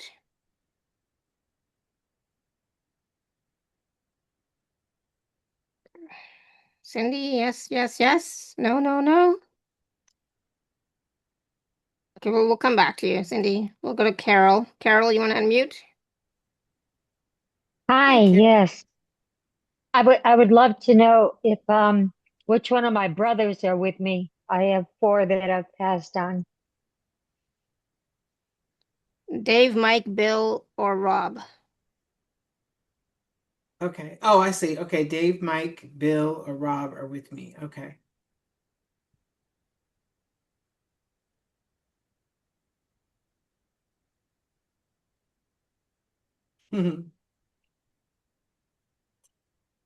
They all are with you at different times.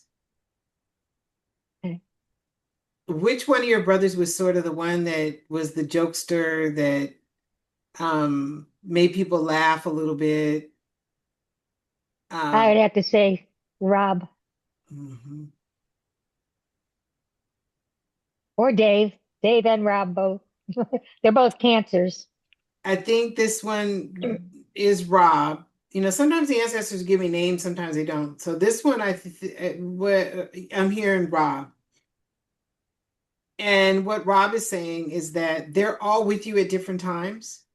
And what he's encouraging you to do is to think back to their characteristics and who they were, and then connect with them based on what you're experiencing, because they're all actually connecting with you in different ways.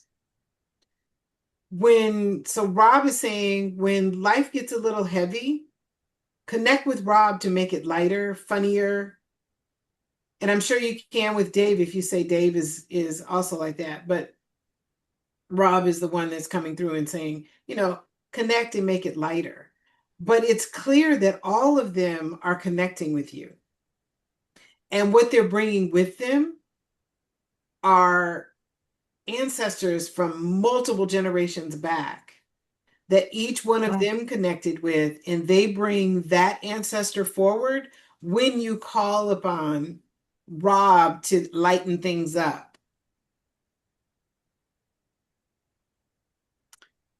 Mike for wisdom and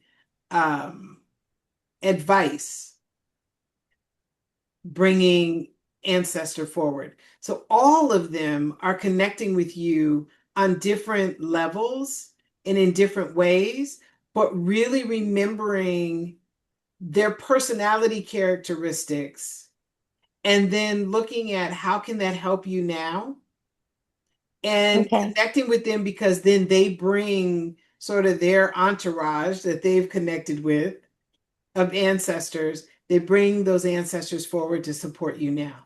So you have a beautiful, beautiful connection of ancestors that are supporting you. Are you the only Oh, girl? that's great. There's two Oh, girls, five boys. Yeah. okay. Yeah, Awesome. Yeah, Thank you, Carol. those guys are like your warriors, your protectors. that's Yeah, great. and they're Guys with help us. you. Yeah. I feel Dave and Rob a lot. Sometimes Billy, rarely Michael, but yeah. Yeah. Beautiful. That's Awesome. Keep great. Thank connecting you. with them. Keep that connection. If you have, a place where their pictures are, just go to pick up. Here's a practice that you can do. Have their pictures somewhere, and then in the morning, just pick up, close your eyes and just pick up one of the pictures and say, okay, Dave, you're it today. You're the one we're connecting with today. What you got for me? Right? Okay. That's And great. just start Yeah. to have that connection that way. See, this can be fun. It doesn't have to be so intense. Thank you. Thank you Yeah. You're so welcome. much. You're Awesome. welcome. Thank you, Carol. All right, we're going to go back to Cindy. Hi, Shefali. Hi, Dr.MoNique and Hi, everyone. Cindy. Hi. Hi, so glad to be here. Love this call today. This is just amazing.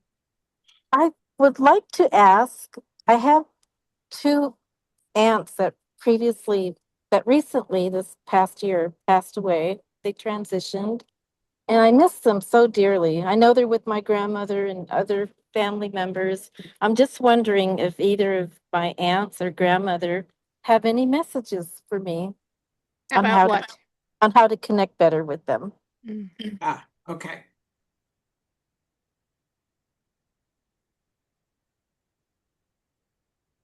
Was one of them a wine drinker? Yes, actually, yes, she was. Because wine came out. Do you drink wine? Yes, I do. Okay. She also liked tequila, but I don't do tequila. And maybe the reason why she said wine was because you drink wine. That is Okay. a connection point. Pour yourself a glass of wine and then just pour a little bit for an ancestor. Doesn't have to be a full glass or anything like that.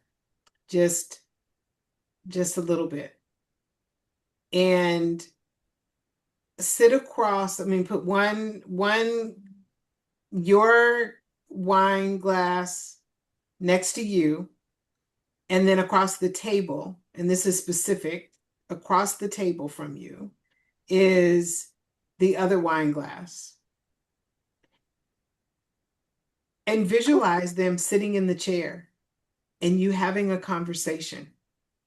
And I'm noticing that this is like taking place in the kitchen or the dining room, somewhere closer to the kitchen. So not in the living room or anything like that, but closer in there, because there is something about the kitchen that both of these women felt connected to. And I don't know if it was that they were really great cooks or they enjoyed eating and food, but there's some connection there. And just start talking as if they're sitting there, asking questions, thanking them for who they were and what they meant to you. Just having the conversation. You can visualize, you can see them both, or you can see whichever one really enjoyed wine the most, or you can do it at different times and just sit with them and ask them questions, share information, and enjoy your glass of wine and enjoy this moment with them. And it's not something that you have to do every day or even every week, but do it when you feel like you want to make that connection, because there's something about the wine. And they're saying it doesn't matter what kind of wine. The other thing that you can do is, if there's a particular song that you remember that they enjoyed, you can turn that song on as a way to establish a deeper connection. But they're really saying, you know, the wine is one of the ways to have a connection. Let's see if they have.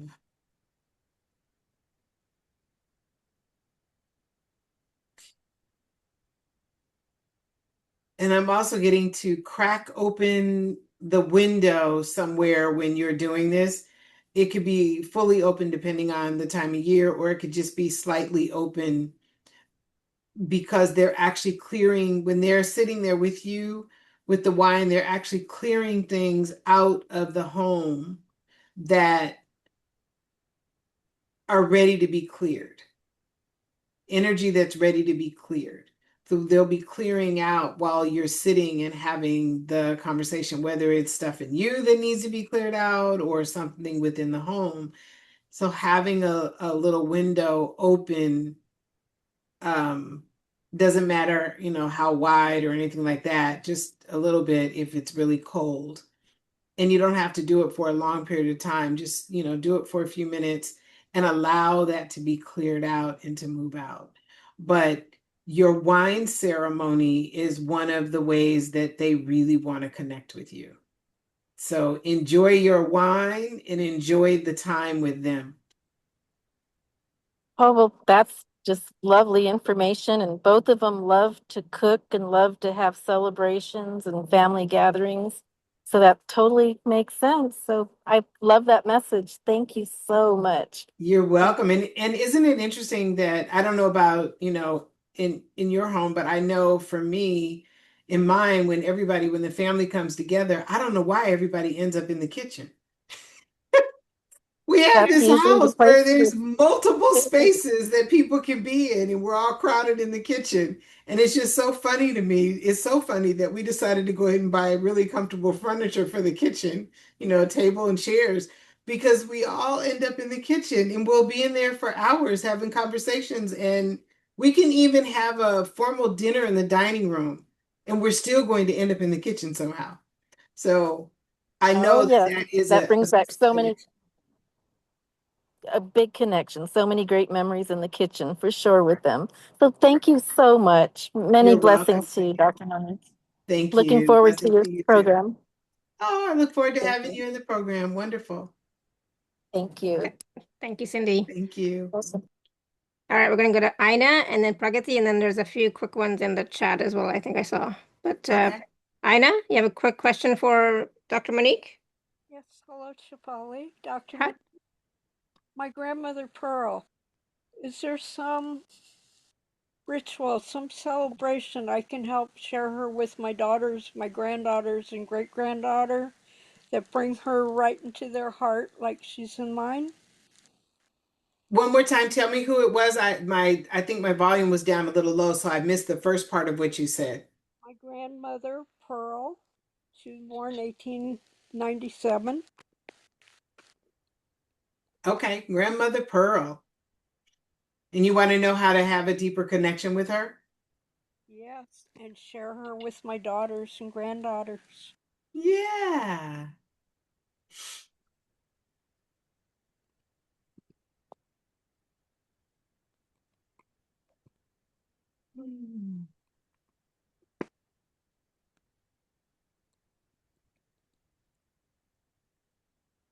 The first image of your grandmother Pearl was of her hanging sheets on the clothesline. That's the first thing that came in, and they're white sheets.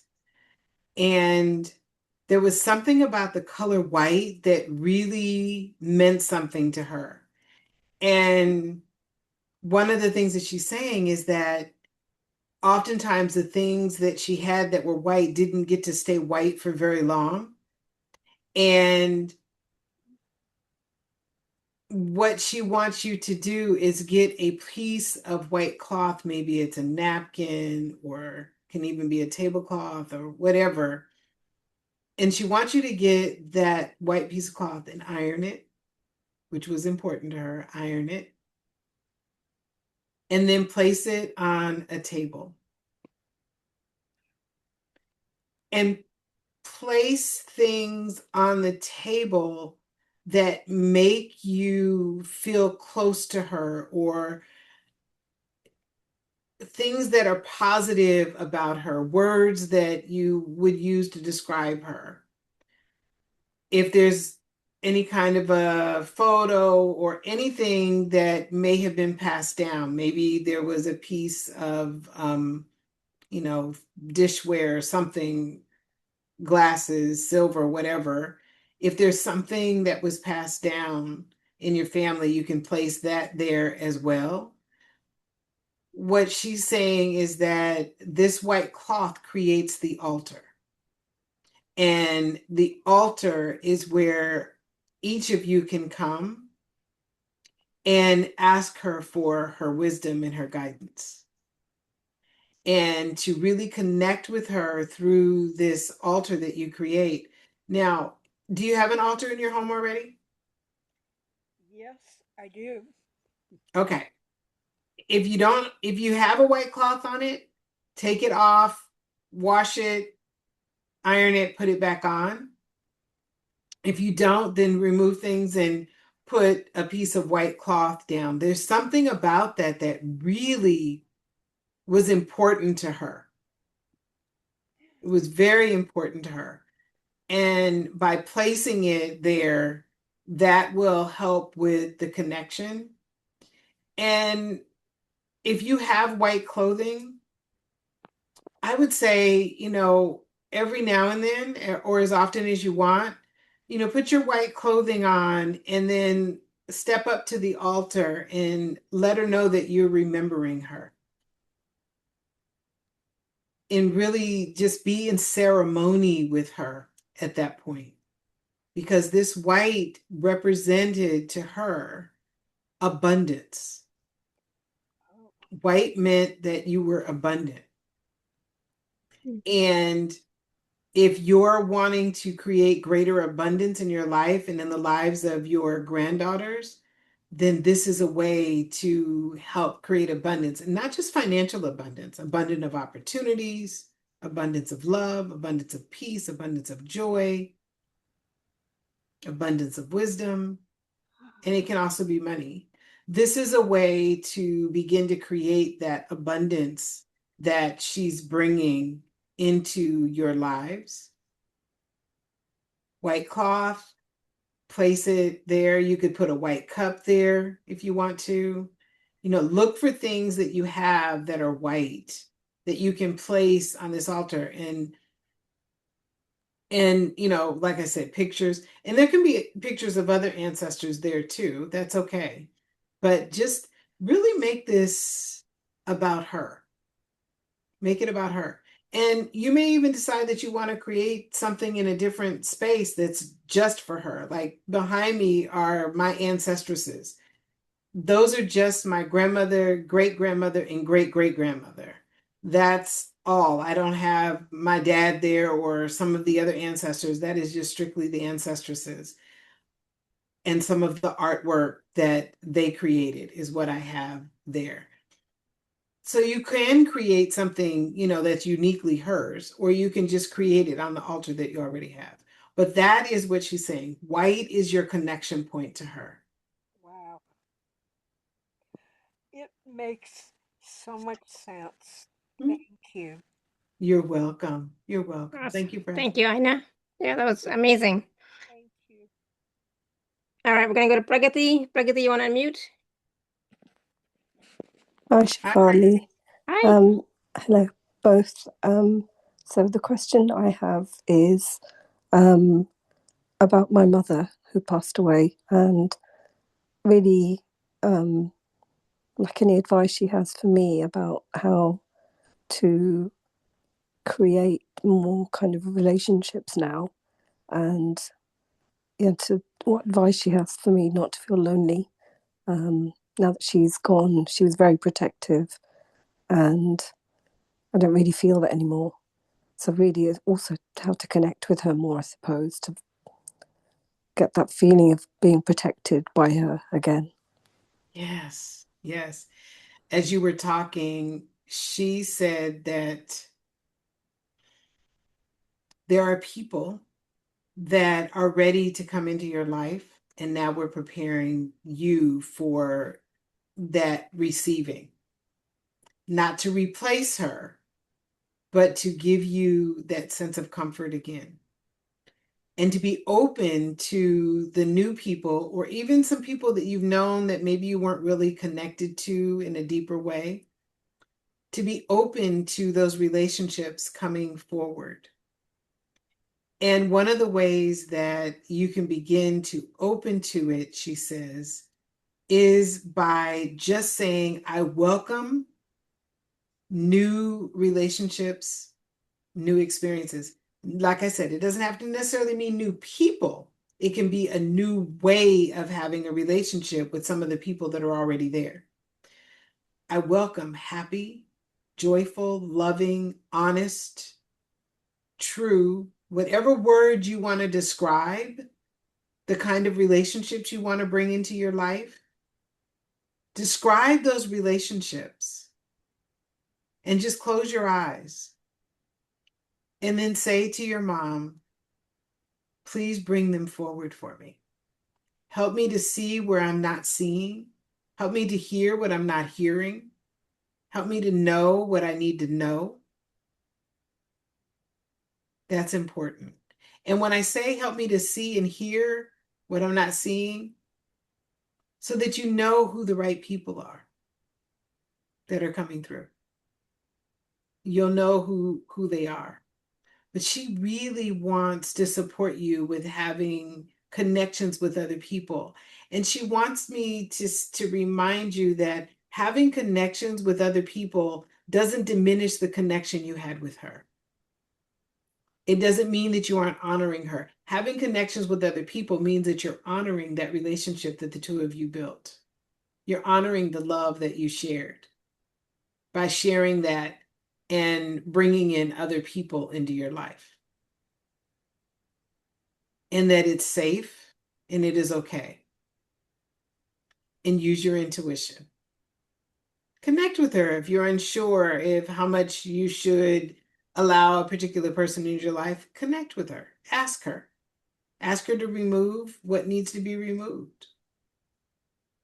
But she wants to support you and she wants to help you and she wants to remind you that the love that you experienced, the support you experienced from her in her physical form, in your physical form, is only a small piece of what she can bring you from the spirit world when you're open to that different relationship.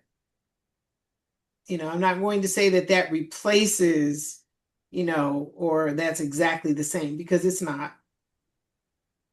But what she's saying is that the relationship is still there. It's not gone. It's just changed. It's different. And she hears you, right? She's an ancestor that really hears you, and she wants you to be able to hear her. And one of the ways that sometimes we aren't able to hear our loved ones, particularly the ones that we knew, is that we're still with, some of the grief. And we're living human lives. Grief is a part of it. One of the ways to have a connection with her, to bypass that part, doesn't mean that you bypass the grief, but it means you move through it momentarily to have a connection with her, is by recognizing the joys that you have, putting on the music, wearing something that she had, cooking something that she used to enjoy cooking, maybe going to a place that she enjoyed going to. And just feel yourself taking her with you into those experiences and really being in that moment with that experience, remembering the love and the joy that you had. And that will deepen the connection that you have, and it will help you remove the interference that sometimes the grief causes from you being able to fully connect with her and feel her. So she's there. And the message that she keeps coming through with is peace is going to be coming over you. you will experience the peacefulness of my departure soon. So it's coming. How are you doing, Thank you. Pragati? That was, thank you so much. You're welcome. I can't actually speak, but thank you. You're It welcome. made lots and lots of sense. Thank you so much. You're welcome. Awesome. Good, good, good. All right. Wow. That was a lot. A lot of information, a lot guided meditation, a lot of readings. There were just a few ones in the chat. I don't want to forget really quick. Linda's asking, what would the ancestors of my land like me to do for its highest good, both for now and the future? I love the ancestors of the land. That's always important, particularly for even the land that we live on, right, is important.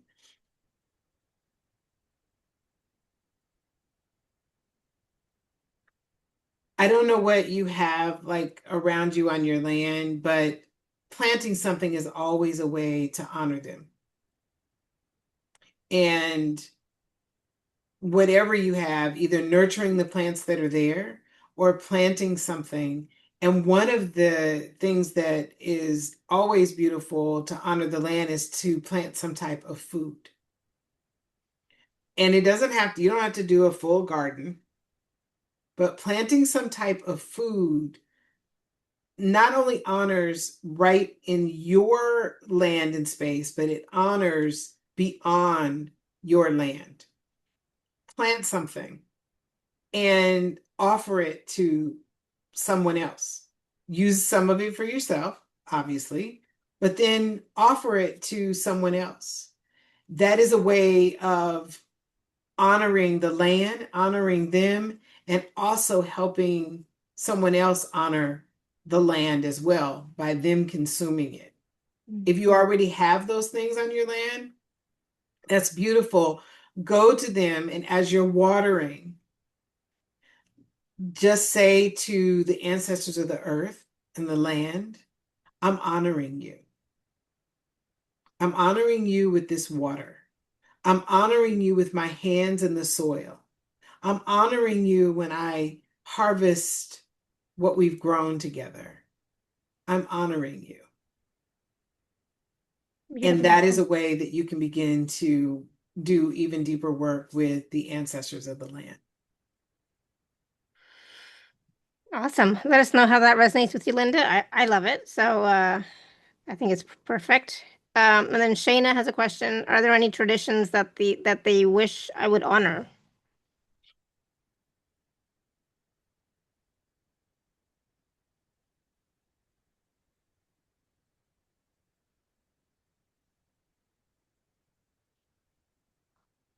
Tea is coming forward. I don't know if that's something that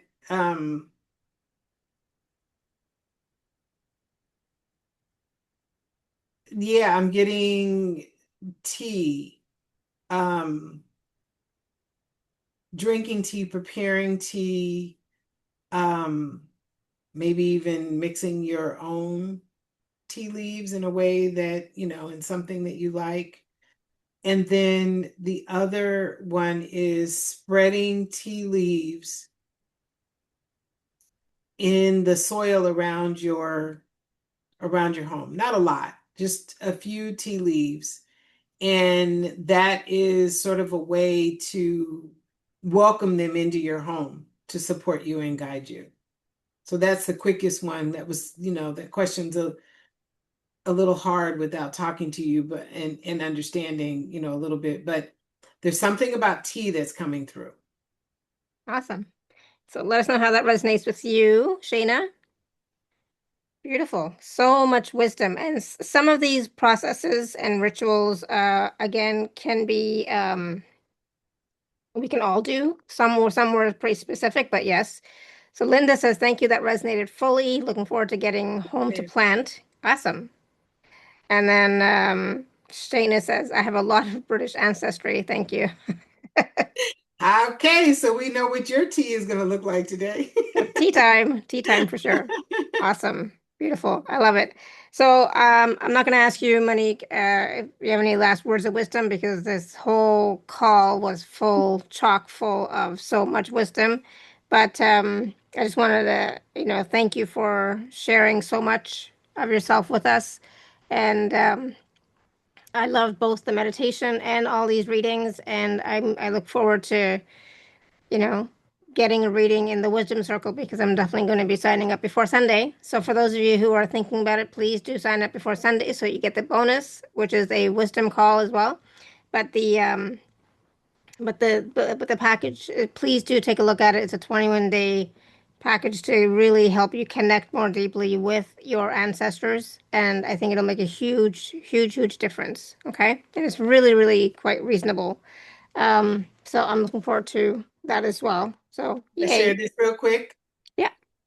You pick the date that you want them to sign up by, because you know when people get to hear. So if you need to change that. Oh no, Sunday is good. By the Okay. end of the day, Sunday is good. So that way they've had Okay. a chance to watch Perfect. it, listen to it, whatever. Yeah, Okay. I think that's perfect. Thank you. Okay. You're welcome. Um, yeah, so other than that, anything else you want to add? I think we have done it. Just the one thing I want you to remember is that your ancestors are far more than a bunch of wounds, trauma, and bad experiences, curses, bad patterns, whatever people are constantly talking about. Those things exist, but your ancestors are full of wisdom and guidance and support. And those are the ancestors that I encourage you to start with. The ones that you know of that are having, some challenges, or you had challenges with, those aren't the ones you begin with. Go back many generations, connect with, Mhm. honor them, and welcome them into your life. Awesome. Thank you. I think this is going to be such a wonderful resource for people to really connect, really work with, and deepen that relationship with their ancestors, and that guidance that is available, the support and guidance that's available. So brilliant. Thank you, thank you, thank you. And thank you, everybody, for all your questions, comments, and feedback in the chat. Thank you, thank you, thank you. So we do not have another show this week. Oh, sorry, go ahead. I wanted to just thank you for this platform and for inviting me to be a part of it. I always enjoy being here. Oh, Thank thank you. you. Me too. I always love it when you come because it's brilliant. So there's no more show tomorrow. It's been postponed to next week or the week after. But we do have a show on Friday morning. So in the Divine Shakti Rising Summit. So we'll see some of you then. And then we'll be back next week. Right. So please do sign up before Sunday so you can take advantage of that Wisdom Circle bonus with Dr.MoNique. Okay. I think that's it. So I think we're good. So thank you so much, everyone. Until next time, may you continue to be blessed with an abundance of joy, peace, love, happiness, prosperity, and radiant health. Sending you all so much love and blessings. Bye for now. Thank you, everyone. Bye.